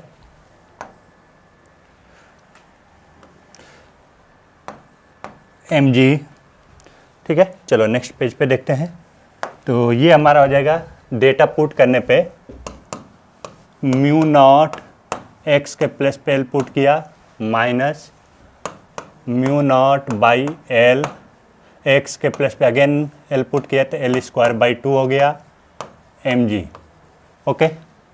आगे माइनस साइन आ रहा था, मैग्नीट्यूड के लिए हम माइनस को हटा दिए, तो यहाँ से हो जाएगा half mu not L M G, तो बेटा ये हो गया half mu not M G L, और यही वैल्यू हमें दिया है n times mu not M G L, और n की वैल्यू पूछ रहा है तो हम देख सकते हैं कि n की वैल्यू क्या आ रहा है 1/2, तो इसका आंसर हो जाएगा फर्स्ट। देन नेक्स्ट, अच्छा हाँ, यहाँ पे जो है मैग्नीट्यूड की बात किया था वर्क डन में, तो मैग्नीट्यूड जब लेंगे तो जब मॉड लगाएंगे तो ये प्लस कर देंगे। नेक्स्ट हम बात करें, अच्छा जी, ये रे ऑप्टिक्स का है, अपरेंट डेप्थ का। तो अपरेंट डेप्थ का फार्मूला बच्चा सबको पता है, बहुत सिंपल सा न्यूमेरिकल है, लेकिन थोड़ा सोच समझ कर अप्लाई करना है। अपरेंट डेप्थ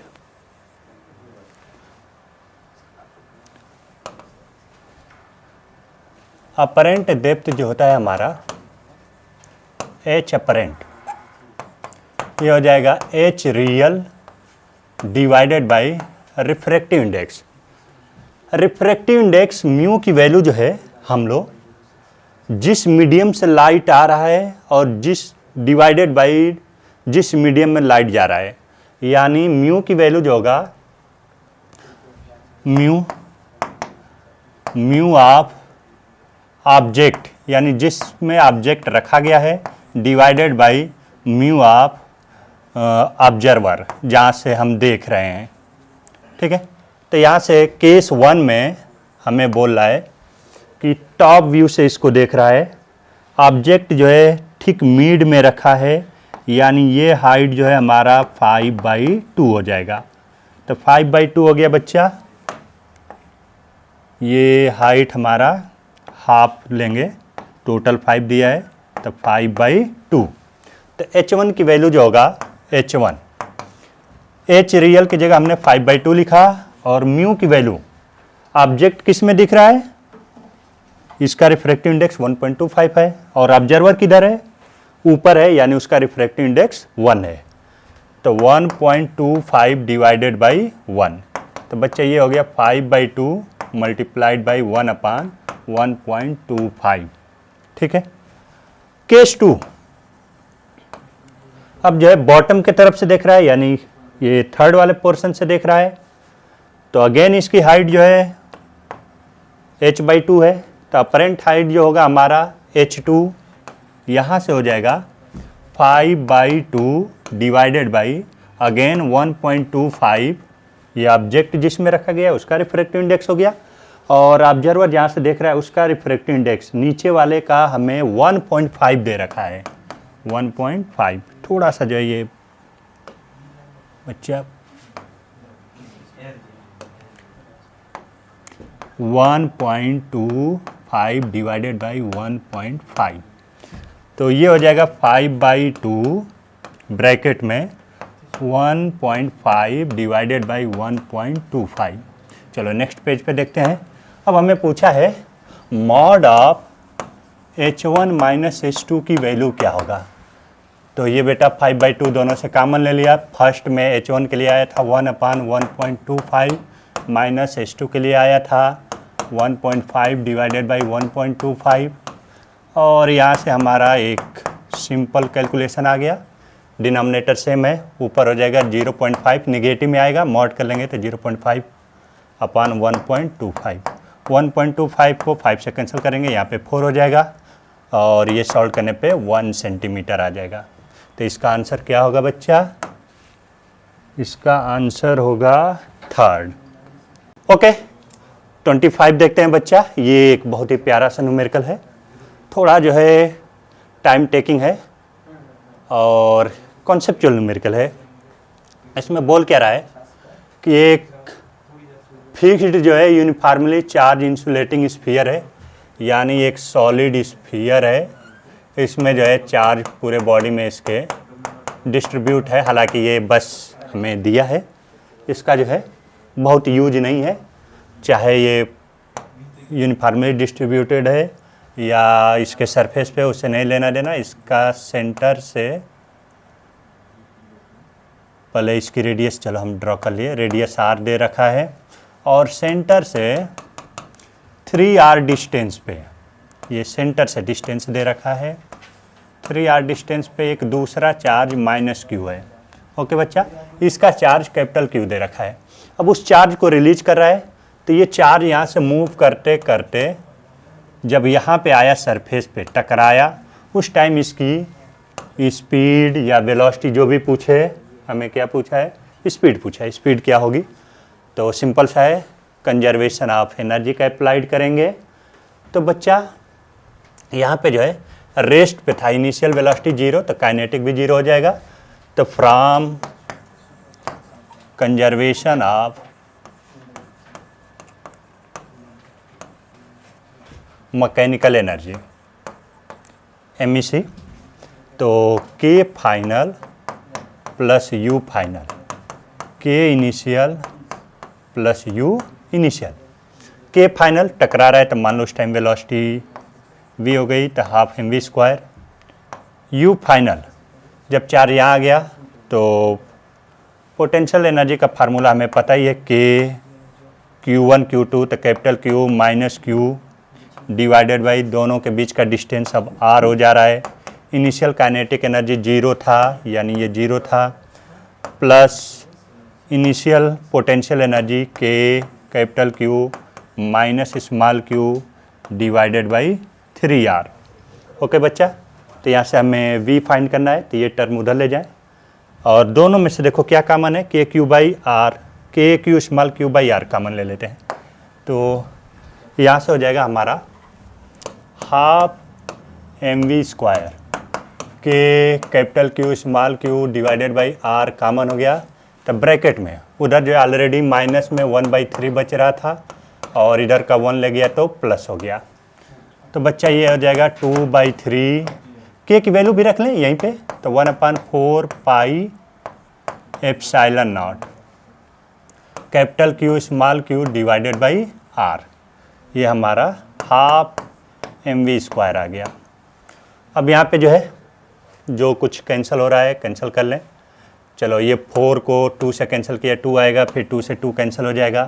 तो यहाँ से v की वैल्यू हो जाएगा अंडर रूट, न्यूमरेटर में capital Q small q, denominator में 3 बचा है, पाई बचा है, एप्सिलॉन नॉट बचा है, इधर से m नीचे आ रहा है और r।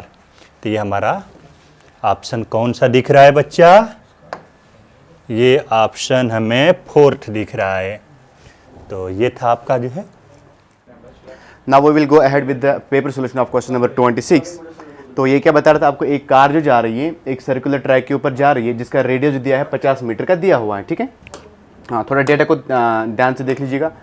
50 मीटर का रेडियस है which is banked at an angle of theta, तो एंगल ऑफ बैंकिंग दिया गया है आपको थीटा के बराबर। If the car travels at a speed of 10 metre per second, इसका जो वेलोसिटी दिया है वो 10 के बराबर दिया है। Wear and tear of the tyres is minimum, मतलब ये जो आपको हिंट दे रहा है कि ये वी मिनिमम का फॉर्मूला है। हमने पढ़ा है जो वी का फॉर्मूला होता है वो होता है under root of r into G into tan of theta. Yes, this the relation between V R G and theta, ठीक। तो यहाँ से आपको क्या चाहिए था, थीटा आपको निकाल के देना था, तो हम निकालेंगे यहाँ से जो tan थीटा आ जाएगा साहब, वो आ जाएगा v²/r/g। सर v का स्क्वायर देखा जाएगा तो 10 का स्क्वायर होता है 100। सर r का वैल्यू जो दिया गया है 50 के बराबर दिया गया है, और g का वैल्यू आपको बोला गया है 10 लेने के लिए, ठीक है। तो ये दोनों कट जाता है, तो आपको जो थीटा का वैल्यू मिलेगा, it is nothing but equal to tan inverse of 1/5, ठीक। ये बड़ा मॉडरेट न्यूमेरिकल था। चलो आगे बढ़ेंगे नेक्स्ट क्वेश्चन की तरफ, ठीक है। हाँ, तो यहाँ पे जो क्वेश्चन है, एक फ्रिक्शनलेस सर्कुलर वायर दिया गया है, जो कि आपके पास डायग्राम है यहाँ पे, ठीक है, ऑफ यूनिट रेडियस। थोड़ा डेटा की तरफ ध्यान दीजिएगा, है ना। तो it is unit radius is fixed on a horizontal plane, एक प्लेन के ऊपर रखा हुआ है। 2 points of unit mass start moving from the point of theta equal to +π/2।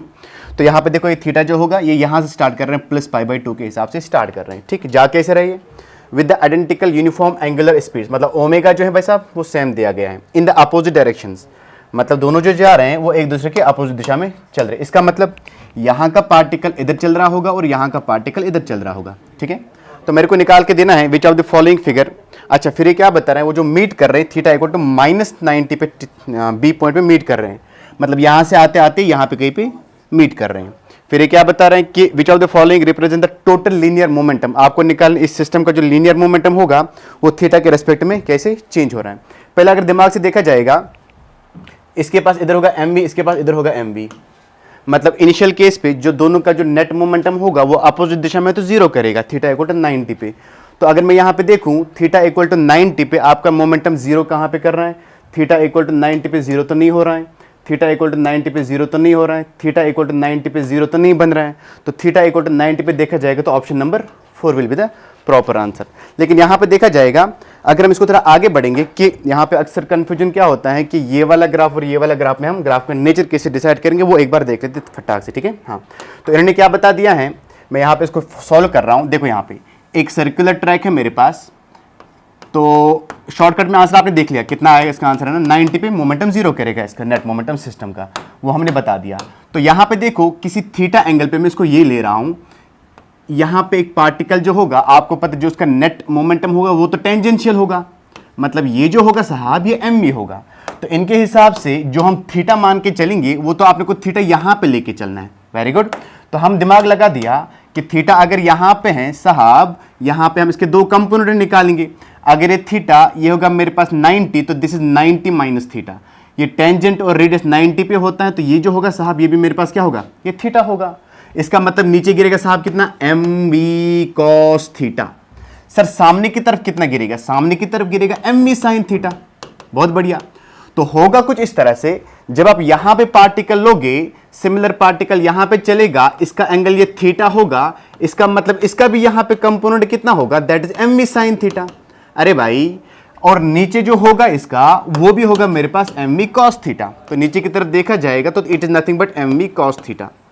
तो देखा जाएगा कि इसका जो नेट मोमेंटम है सिस्टम का, ये mv sin थीटा कैंसिल करेगा, नीचे की तरफ mv cos थीटा, नीचे की तरफ mv cos थीटा। जो नेट मोमेंटम आएगा सिस्टम का, आप दिमाग लगाओगे, वो आएगा -mv cos theta -mv cos theta, क्योंकि दोनों माइनस में जाएंगे तो ऐड हो जाएंगे, ठीक।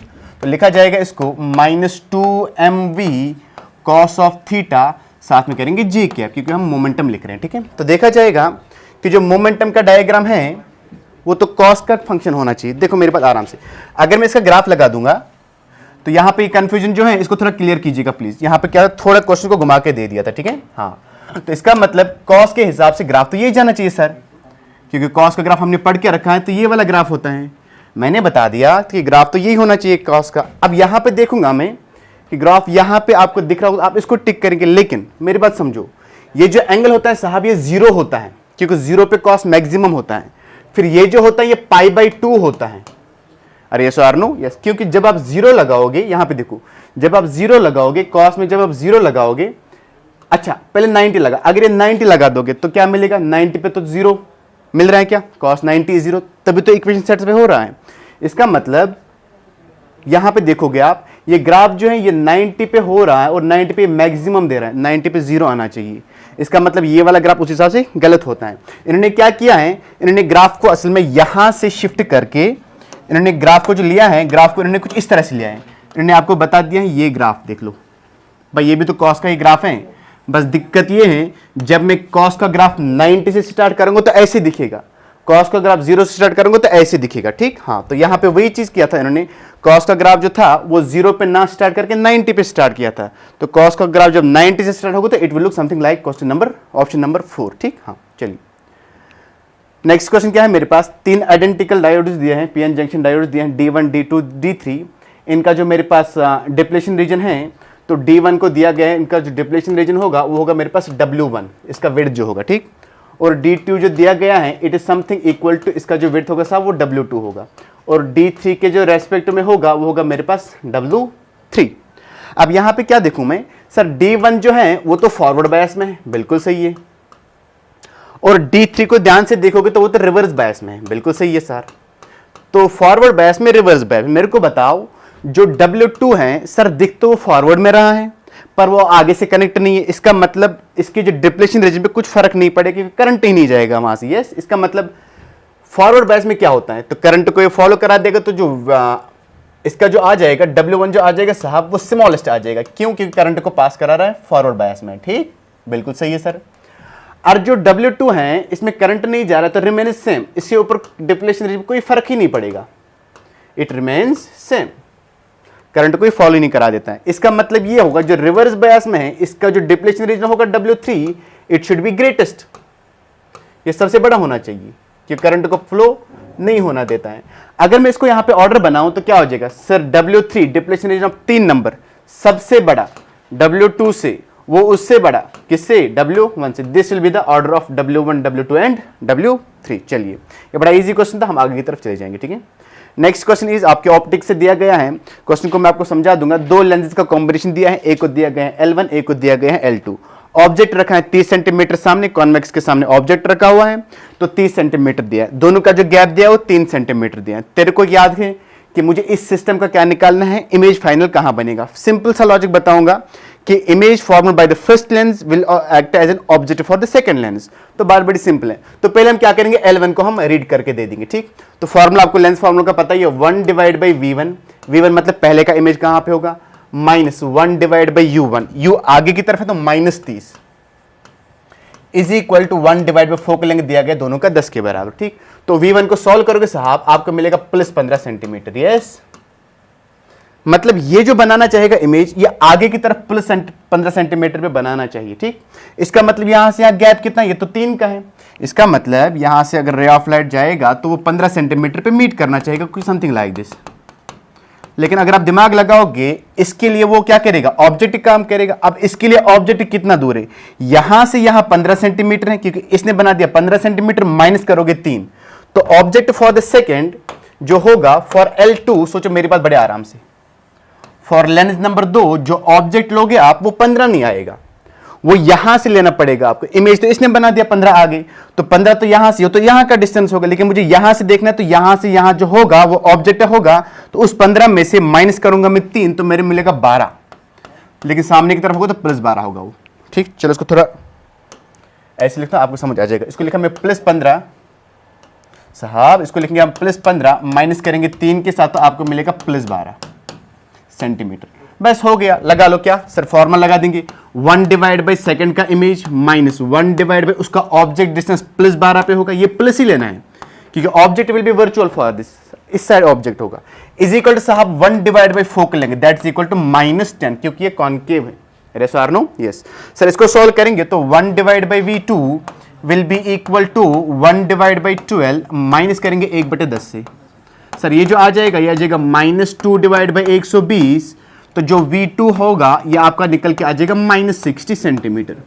जरा इस -60 का मतलब समझना, ये -60 जो होगा इसका मतलब है ये तो आगे की तरफ इमेज नहीं होगा, ये पीछे की तरफ होगा। यस और नो, यस। इसका मतलब L2 इमेज बनाएगा अपने पीछे की तरफ 60 सेंटीमीटर दूर, मतलब L2 इमेज बनाएगा 60 centimetre the left of concave lens, option number 3। 2 बार लगाना था लेंस फॉर्मूला, आंसर मेरा निकल के आ जाता, ठीक। चलिए नेक्स्ट की तरफ जाते हैं। ये कुछ सिस्टम दिया है, सोचो ये IA दिया है, मतलब ये एक स्फीयर दिया है, उसके बगल में एक छोटा सा B स्फीयर लगा दिया है, इसका साहब मास कैपिटल M दिया है, इसका साहब मास स्मॉल m दिया है। सर इसका रेडियस r होगा और इसका रेडियस कैपिटल R होगा, इसको पहले रीड कर। सर ये भी m का होगा और रेडियस r का होगा। मैंने बोला बढ़िया तरीके से, तो ये भी सर स्मॉल m होगा और रेडियस का कितना होगा, स्मॉल r होगा। कुछ भी नहीं करना, आपको पैरेलल एक्सिस थ्योरम 2 के लिए लगाना था। पहले सिस्टम नंबर 1 को देख लेते हैं आराम से। मैंने बता दिया कि IA अगर आपको निकालना है तो कैसे निकालेंगे। एक्सिस जो पास कर रहा है वो बड़े स्फीयर के सेंटर से पास कर रहा है, लेकिन इसके बगल में और एक स्फीयर है, मतलब ये ऑब्जेक्ट है, पॉइंट पार्टिकल नहीं है। इसका मतलब इसका भी आपको मोमेंट ऑफ इनर्शिया निकालना पड़ेगा बी स्फीयर का अबाउट पॉइंट नंबर ए। सोचो आराम से, मैं इक्वेशन लिख के दूंगा। आपने पढ़ा होगा जो सेंटर से लाइन पास करेगा ये होता है मेरे पास ये 2/5 ना, सॉरी हाँ। तो हम पहले लिखेंगे sir I of the sphere plus करना पड़ेगा आई ऑफ द छोटा वाला स्फीयर CS, ठीक। हाँ सर, स्फीयर का मोमेंट ऑफ इनर्शिया कितना होगा आप बताओगे। सेंटर से पास करें तो 2/5 कैपिटल M कैपिटल R का स्क्वायर, क्योंकि बड़ा स्फीयर है, प्लस सर एक छोटे वाले स्फीयर का कैसे लोगे आप। मैंने बोला छोटा वाला स्फीयर डायरेक्ट तो नहीं करोगे, पहले यहां से लाइन खींचोगे, इसके सेंटर से देखोगे, तो लगाना पड़ेगा आपको I of the centre of mass plus करेंगे सर कितना m इंटू डी का स्क्वायर। ये थोड़ा सा दिमाग वाला क्वेश्चन था, इसको आपको बड़े दिमाग से करना था, ठीक है। हाँ mr का स्क्वायर प्लस आ जाएगा छोटे वाले स्फीयर का सेंटर से कितना होगा साहब, आपने बता दिया m इंटू स्मॉल r का स्क्वायर, लेकिन 2/5 का फैक्टर लगेगा ना, बिल्कुल लगेगा सर, स्फीयर है। फिर सर प्लस करेंगे m इंटू डी का स्क्वायर, मास तो m ही होगा। अब यहां पे d की तरफ ध्यान दे थोड़ा सा। मैंने बोला d क्या होता है, दोनों एक्सिस के बीच में डिस्टेंस, तो d जो होगा साहब यहां से यहां होगा।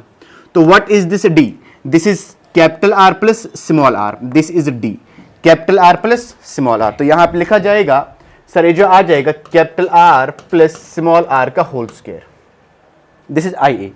इन the similar way what you have to do, it is IB आपको निकाल के देना है। अब दूसरे सिस्टम को ऐसे ही रीड कर, अब एक्सिस कहां से पास कर रही है, एक्सिस तो सर B से पास कर रही है, इसका मतलब हम यहां से सिस्टम को रीड करेंगे। सर पहले किसका लेंगे, पहले लेंगे हम इस छोटे वाले स्फीयर का, तो आता है मेरे पास कितना 2/5 m इंटू R का स्क्वायर, छोटा मास छोटा रेडियस। फिर सब बड़े का कैसे लेंगे, तो मैंने बता दिया ये जो बड़ा वाला स्फीयर है वहां से एक एक्सिस को पास करा देंगे और यहां का जो मोमेंट ऑफ इनर्शिया आ जाएगा वो आ जाएगा मेरे पास I ऑफ द बड़ा स्फीयर BS, ठीक है। सर इसको कैसे लिखेंगे, इसको लिखेंगे हम 2/5 साथ में करेंगे m इंटू R का स्क्वायर प्लस करेंगे I ऑफ द बड़ा स्फीयर, कैसे निकालोगे अबाउट B।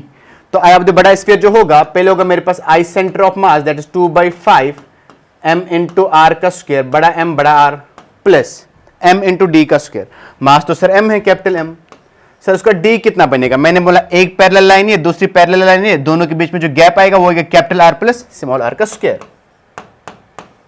मैंने बोला एकदम बढ़िया तरीके से आ गया, ठीक है। चलिए अब जब आप दोनों को माइनस करोगे, थोड़ा ध्यान दें, यहाँ पे आपको लिखना है IA माइनस IB। मैं डायरेक्ट करूंगा, मैं आगे कैलकुलेशन नहीं करके देता। यहाँ पे देखो, यहाँ पे सर 2/5 mr स्क्वायर है, ये इस 2/5 के साथ कैंसिल हो जाएगा। मैंने बोला बढ़िया तरीके से। सर यहाँ पे 2/5 स्मॉल mr स्क्वायर है, यहाँ पे 2/5 स्मॉल mr स्क्वायर, तो दोनों क्या करेंगे, कैंसिल करेंगे। और कोई कैंसिल करेगा नहीं, it is m into R plus R का स्क्वायर, इसको माइनस करना पड़ेगा, that is m into R plus R का होल स्क्वायर, इसको माइनस करना पड़ेगा capital M into R plus R का होल स्क्वायर। जब आप यहाँ पे आगे देखेंगे sir small m minus capital M साथ में आ जाएगा R प्लस R का होल स्क्वायर। सर कौन सा ऑप्शन मैच कराएगा इसको, ये वाला 3 नंबर मैच करा दीजिएगा, ठीक है। हाँ यहाँ पे तो टिक होगा नहीं, जो 3 नंबर करना है इसका आंसर, ठीक है। चलिए ओके, नेक्स्ट क्वेश्चन आहे बेटा, आपल्याला ह्या केसमध्ये काय सांगितलं, इलेक्ट्रॉन आहे एक हायड्रोजन आयटम मधला, तो काय करतो, रिव्हॉल्व करतोय। मग ह्याच्यामध्ये बेसिक दिलेला आहे आम्हाला, सर काय व्हेलॉसिटी दिलेली आहे, काय काढायचं आहे, तर रेडियस मध्ये दिलेला आहे तो पॉइंट म्हणजे हा इथे व्हॅल्यू ऑफ एक्स काढायचा आहे। काय फॉर्म्युला असला पाहिजे बेटा, mv² r is equal to 1/4πε0 q1 q2 divided by r square. याच्यामध्ये r आणि r काय होणार बेटा, कॅन्सल होणार, म्हणजे दिसं mv² is equal to 9 into 10 to the power 9 q1 q2 म्हणजे e चा square divided by r। m ची व्हॅल्यू, v ची व्हॅल्यू, सगळ्याची व्हॅल्यू पुट केलं ना बेटा, सरळ सरळ हे कॅन्सलेशन होणार आहे। r is equal to 1 into 10 to the power -9 येणार आहे, म्हणजे बेटा जी x ची व्हॅल्यू आहे ती किती आहे, 1 आहे, option number 1। Next question, a mean free path म्हणजे बेटा lambda of a molecule in a ideal gas A is half of the lambda of B. lambda A is half of the lambda of B. Next, diameter of A is twice of diameter of B. Next त्यांनी सांगितलं का बेटा आम्हाला number डेन्सिटीचा काय करायचं आहे, relation काढायचं आहे. बेटा फॉर्म्युला आहे lambda is directly proportional to half N D चा स्क्वेअर. दिस इज एन म्हणजे नंबर डेन्सिटी, डी म्हणजे काय बेटा diameter. Lambda A by lambda B is equal to this is N B by N A D B square by D A चा square. This is lambda by 2 divided by lambda is equal to N B by N A. आणि हा diameter of B म्हणजे किती आहे बेटा, D B टाकला. This is 2DA. ह्याचा जर स्क्वेअर केला तर हे कॅन्सल आउट होऊन 1/4 येणार आहे बेटा. कॅल्क्युलेशन केलं तुमचा आन्सर यायला पाहिजे 1. नेक्स्ट क्वेश्चन आहे सिलेंड्रिकल. ह्या केसमध्ये सांगितलं बेटा हा जो काही कंटेनर आहे, कंटेनरमध्ये लिक्विड आहे, लिक्विडमध्ये कॉर्क आहे. ह्या कॉर्कला जर तुम्ही सध्या फ्लोट करताय, त्याला जर तुम्ही फोर्स लावला तर तो काय करणार आहे, SHM करणार आहे. तर SHMचा जो टाइम पिरियड आहे T is equal to 2π √ m by A rho G आणि T is directly proportional to 1/ρ आला. ठीक आहे. मग तिने आम्हाला टाइम पिरियड मधलं रिलेशन विचारले with respect to the density, वेगवेगळ्या लिक्विड मधलं काय असेल ते. So this is T1 by T2 is equal to √ inversely proportional बेटा. This is ρ2/ρ1. दोघाचा स्क्वेअर केला बेटा. T1 चा स्क्वेअर डिवायडेड बाय T2 चा स्क्वेअर इज इक्वल टू ρ2/ρ1 आहे. सर T1 ची व्हॅल्यू किती सांगितली आम्हाला, किती आहे, पहिल्या सुरूचं टाइम आहे T आणि सेकंड केसला आहे बेटा 2T. ओके, व्हॅल्यूज पुट करायचं आहे याच्यामध्ये. सर पहिल्या केसमध्ये T आहे, दुसऱ्या केसमध्ये 2T चा स्क्वेअर किती असला पाहिजे 4T स्क्वेअर आणि हा झाला ρ2/ρ1. Sir T square get cancel 1/4. Option number 1. Next, हां फिफ्थ हार्मोनिक म्हटले कधी, ओपन एंड असताना. ओपन एंड असताना बेटा node is equal to harmonic असतं, n इज इक्वल टू कितीला बेटा 5 आला. सेकंड काय म्हटलं बेटा, वन एंड क्लोज म्हटलेला. वन एंड क्लोज म्हटलं तर बेटा हार्मोनिक येण्यासाठी आपण काय करतो, एम हार्मोनिक म्हटले म्हणजे नोड येण्यासाठी आपण काय करायला पाहिजे. दॅट इज फिफ्थ जो काही हार्मोनिक सांगितला त्यांनी ह्या केसमध्ये किती हार्मोनिक सांगितलंय, 9th हार्मोनिक सांगितलाय. म्हणजे this is 9 + 1/2 this is equal to 10/2 म्हणजे किती आला बेटा 5 आला. आम्हाला विचारलं बेटा n/m चा रेशो, that is 5/5 is equal to काय आलं बेटा 1 आलं. So option number 4. नेक्स्ट, हा एनर्जी काय बेटा, Q is equal to Δmc². ठीक आहे. याला जर AMU मध्ये घेतलं तर काय होतं, Δm into 931.5 mega electron volt. Sir Δm म्हणजे काय असतं, initial mass divided by final mass. Sir initial mass टाकलं, इनिशियल मास किती आहे टोटल 234.04, नाही हा हे 238.05. कॅल्क्युलेशनचा पार्ट आहे, थोडंसं व्यवस्थित करावं लागेल. मायनस त्याच्यानंतर 234.043 मायनस 4.003. कॅल्क्युलेशन खूप व्यवस्थित करायचं बेटा ह्याच्यामध्ये, कारण की फक्त कॅल्क्युलेशन बेस्ड आन्सर आहे. याचं जे आन्सर येणार आहे त्याला जर आम्ही 931.5 न मल्टिप्लाय केलं that is Q is equal to, जो बहुतेक हे 0.04 येत आहे, ह्याला 0.004 ला जर 931.5 न जर मल्टिप्लाय केलं बेटा तर ऑप्शन नंबर जे 2 आहे 3.726 मेगा इलेक्ट्रॉन व्होल्ट मध्ये येईल. त्याला काय करायचं, किलो इलेक्ट्रॉन व्होल्ट मध्ये कन्वर्ट करायचं. Okay, so option number 2. Which of the following measurement require index correction म्हणले पहा. आता इंडेक्स करेक्शन हे कोणत्या जागेवर यूज केलं जातं, तर ज्या जागेवरती 0 एरर यायचे चान्सेस आहेत आणि 0 एरर यायचा चान्स आहे आपल्या ऑप्टिकल बेंचमध्ये. त्याच्यामुळे या क्वेश्चनचा आन्सर आहे ऑप्शन नंबर 4. पाहूया नेक्स्ट क्वेश्चन. आता या क्वेश्चन मध्ये काय म्हणलं, in a solar system the time period of a revolution of a planet tracing a circular orbit of radius r is proportional to. आता आपल्याला फॉर्म्युला माहिती आहे, याचा फॉर्म्युला आहे T is equals to 2π √gm r into r to the power 3/2. So time period is directly proportional to r to the power 3/2. आपला Kepler law आहे हा, त्याच्यामुळं याचा आन्सर तुम्हाला यायला हवं. खूपच इझी क्वेश्चन होता हा. चला नेक्स्ट क्वेश्चन. या क्वेश्चन मध्ये बघा, हा क्वेश्चन आपला युनिट डायमेन्शन्सचा क्वेश्चन आहे. याच्यामध्ये मला कन्सिडर दॅट सिग्मा एस के B represent Stefan Boltzmann constant and Wien's displacement law constant. Okay, respectively the dimensions of sigma S के बी पॉवर -1 बी इज म्हणलंय. म्हणजे आपल्याला इथं सिग्मा एस जो आहे आपला, तो सिग्मा एस जो आहे तो आपला स्टीफन बोल्ट्झमन कॉन्स्टंट असतो आणि स्टीफन बोल्ट्झमन कॉन्स्टंट हा इमिसिव्ह पॉवर बरोबर आहे. Emissive power divided by T to the power 4 असं आपण याला लिहू शकतो.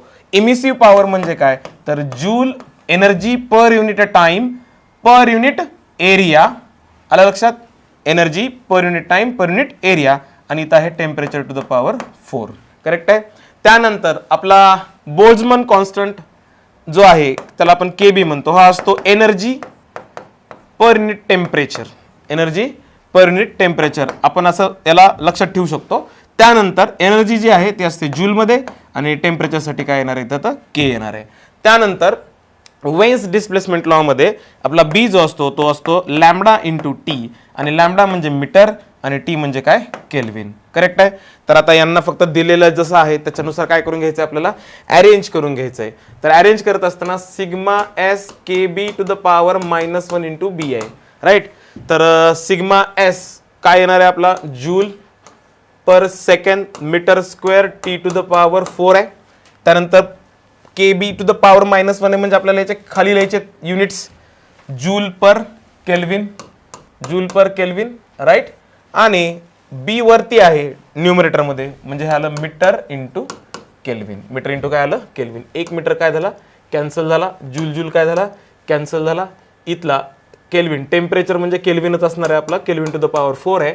हा एक केल्विन हा एक केल्विन. इथल्या 2 केल्विन सही काय झाला कॅन्सल होऊन गेला. राईट. आणि आपल्या याचे जे युनिट येणार आहेत ते 1/सेकंड मीटर केल्विनचा स्क्वेअर म्हणजे काय येऊन जाईल डायमेन्शन्स L-1 T-1 आणि K to the power -2. Option आहे याच्यामध्ये L-1 T-1 K to power -2. Option number 2 हे आपलं करेक्ट आहे. ठीक आहे. आता पाहूया आपण नेक्स्ट क्वेश्चन. चला नेक्स्ट क्वेश्चन बघा. अरे ऑफ लाईट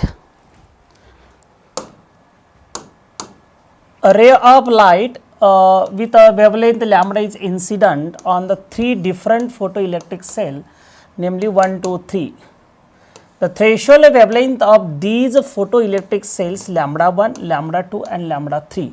म्हणजे threshold wavelength किती आहे 3 lambda 1, lambda 2 आणि lambda 3. ठीक आहे. Respectively, the magnitude of the stopping potentials of these 3 cells V1, V2 and V3 respectively, the relation between lambda and the threshold wavelength lambda 1 म्हणजे लक्षात येईल. आता जनरली 3 मटेरियल्स म्हणूयात आपण की इलेक्ट्रॉनचं इमिशन कधी होतं की ज्यावेळेस फोटॉनची जे वेवलेंथ ही थ्रेशोल्ड वेवलेंथपेक्षा कशी पाहिजे कमी पाहिजे. म्हणजे threshold wavelength must be greater than the wavelength of the photon पाहिजे तर इलेक्ट्रॉनचं इमिशन होईल. मग पहिल्या कंडिशनमध्ये काय दिलं की लॅम्बडा वन ही थ्रेशोल्ड वेवलेंथ आहे आणि वेवलेंथपेक्षा कमी आहे. याचा अर्थ हे फर्स्ट मटेरियल म्हणूयात, हे सेकंड मटेरियल म्हणूयात आणि या ठिकाणी थर्ड मटेरियल म्हणूयात. ही प्रत्येकावरती आपण काय टाकले लॅम्बडा इन्सिडेंट केलेले बघा. प्रत्येकावरती लॅम्बडा इन्सिडेंट केले. इथं लॅम्बडा 1 लेस दॅन लॅम्बडा म्हणजे तुमची थ्रेशोल्ड वेवलेंथ ही वेवलेंथपेक्षा कमी आहे. याचा अर्थ इथं नो इमिशन म्हणजे इलेक्ट्रॉनचं इमिशनच होणार नाही. ज्या अर्थी इलेक्ट्रॉनचं इमिशन होणार नाही त्याचं स्टॉपिंग पोटेन्शियल किती असेल 0. What is mean the stopping potential. इलेक्ट्रॉनला स्टॉप करण्यासाठी ॲनोडला दिलेलं निगेटिव्ह पोटेन्शियल म्हणजे कोणतं स्टॉपिंग पोटेन्शियल. ठीक आहे. दुसरी कंडिशन बघा. आता लॅम्बडा 2 ग्रेटर दॅन लॅम्बडा आहे म्हणजे तुमच्या सेकंड मटेरियलसाठी थ्रेशोल्ड वेवलेंथ ही वेवलेंथपेक्षा जास्त आहे म्हणजे 100% या ठिकाणी काय होईल इलेक्ट्रॉनचं इमिशन होईल. ठीक आहे. म्हणजे या ठिकाणी V1 is not equal to 0 म्हणता येत म्हणजे इथं स्टॉपिंग पोटेन्शियल काहीतरी लागेल. तिसरं आहे म्हणजे 100% इथे इलेक्ट्रॉनचं इमिशन होईल. परत या ठिकाणी सांगितलं lambda 3 much greater than the lambda म्हणजे lambda 3 much greater than the lambda म्हणजे याचा अर्थ थ्रेशोल्ड वेवलेंथ ही वेवलेंथपेक्षा खूप जास्त आहे म्हणजे या ठिकाणी इलेक्ट्रॉनचं इमिशन 100% होणार आहे. मग इलेक्ट्रॉनचं इमिशन होईल म्हणजे या ठिकाणी emission of electron takes place म्हणजे V1 is not equal to 0. आता V1 ची व्हॅल्यू 0 आहे. सॉरी इथं V2 म्हणूयात आपण. हे V2 is not equal to 0 आणि या ठिकाणी V3 is not equal to 0 म्हणजे V1 equal to 0 V1 equal to 0. बरं चेक करूयात नंतर. मग आता एक लक्षात आलं की नंतर विचारलंय की या दोघांमध्ये स्टॉपिंग पोटेन्शियल कुणाला जास्त आहे. आपण जनरली काय म्हणतो की energy of photon equal to work function plus kinetic energy बरोबर आहे. Energy of photon equal to work function plus kinetic energy. एनर्जीला लिहिता येतं H C divided by lambda equal to काय लिहिता येतं H C divided by lambda naught plus kinetic energy म्हणजे charge into voltage असतं. म्हणजे जेवढं तुमचं लॅम्बडा नॉट जास्त असेल, जेवढं तुमचं लॅम्बडा नॉट जास्त असेल, तेवढं तुमचं स्टॉपिंग पोटेन्शियल पण कसं असेल, जास्त असेल. बरोबर आहे. म्हणजे ह्या दोघांमध्ये जर कम्पेअर केलं आपण, याचं लॅम्बडा थ्रेशोल्ड वेव्हलेंथ ह्याच्यापेक्षा जास्त आहे, म्हणजे याचा अर्थ ह्याला स्टॉप करण्यासाठी जास्तीत जास्त निगेटिव्ह पोटेन्शियल लागेल. म्हणजे माझा करेक्ट आन्सर काय येईल, V1ची व्हॅल्यू 0 असेल, V1ची व्हॅल्यू 0 असेल आणि V3 हे V2 पेक्षा मोठा असेल. करेक्ट आन्सर कोणता असेल, बी असेल. नेक्स्ट क्वेश्चन बघा.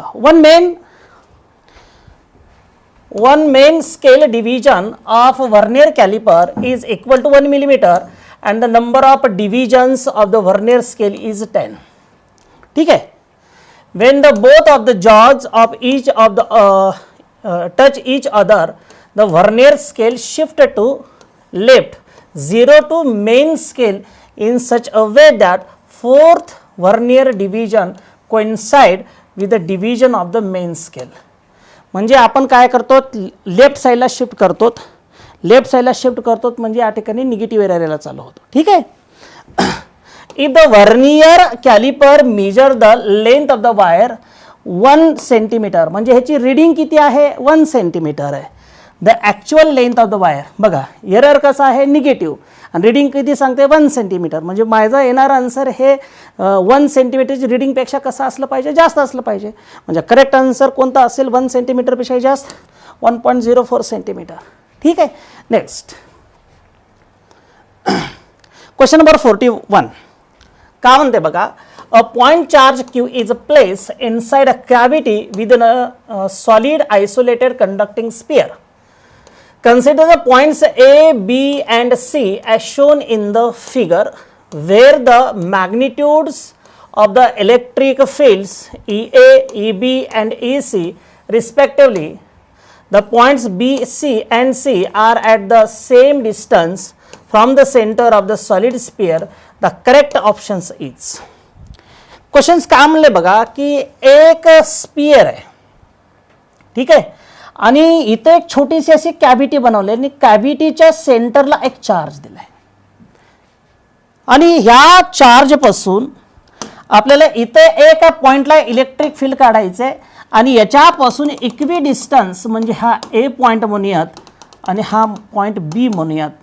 हा बी पॉइंट असेल, हा ए, हा बी पॉइंट असेल आणि इकडच्या पॉइंटला कोणता असेल, हा सी पॉइंट असेल. लक्षात आलं. तर या 3 ठिकाणी इलेक्ट्रिक फील्ड विचारले. एक लक्षात येतं की या ठिकाणी मध्ये कॅव्हिटी जरी बनली, आपल्याला माहिती आहे की कॅव्हिटी बनवल्या म्हटल्यानंतर इनसाइड इलेक्ट्रिक फील्ड इंटेन्सिटी किती असते, 0.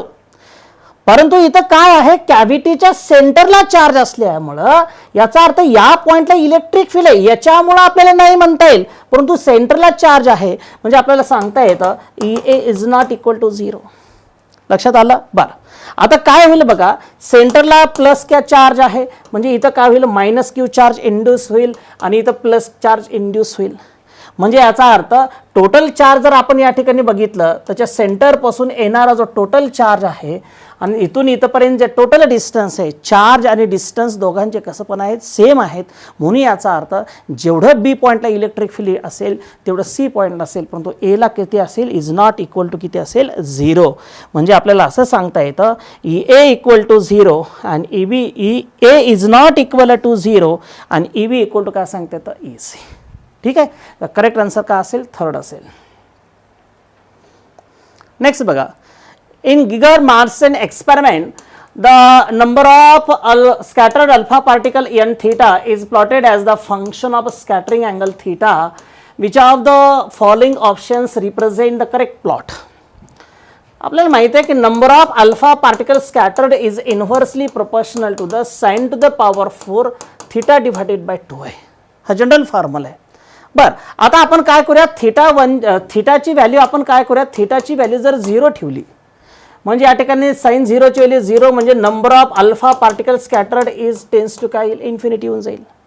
आणि ज्यावेळेस आपण थीटाची व्हॅल्यू मॅक्झिमम बघा ग्राफमध्ये दिले 180 थीटाची व्हॅल्यू 180 दिले तर या ठिकाणी साईन 180/2 म्हणजे साईन 90, म्हणजे थिटाची व्हॅल्यू जर आपण 180 घेतली तर number of alpha particle scattered किती येऊन जातील, या ठिकाणी 1च्या आसपास येऊन जातील.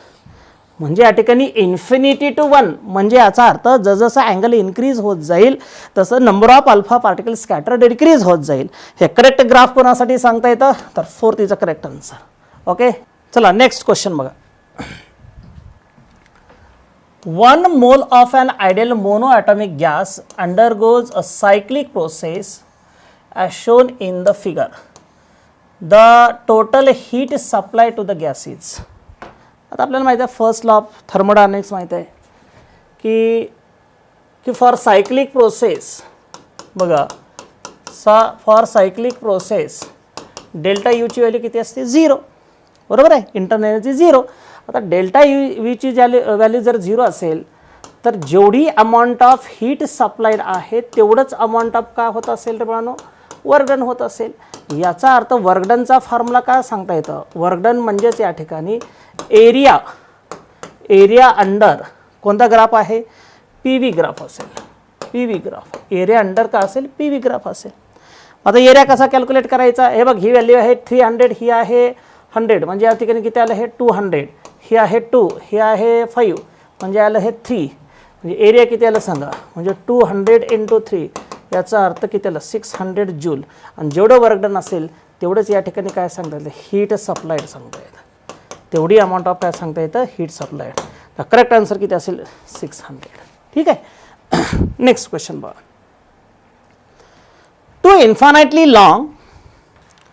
infinitely long parallel conducting wires A and B carry currents I and 2I respectively in the same direction. ठीक है, in the same direction. The wire A has a uniform mass per unit length lambda and lies on insulating floor. The wire B is kept fixed at a height h above the floor. The minimum magnitude of h so that the wire A does not rise from the floor is.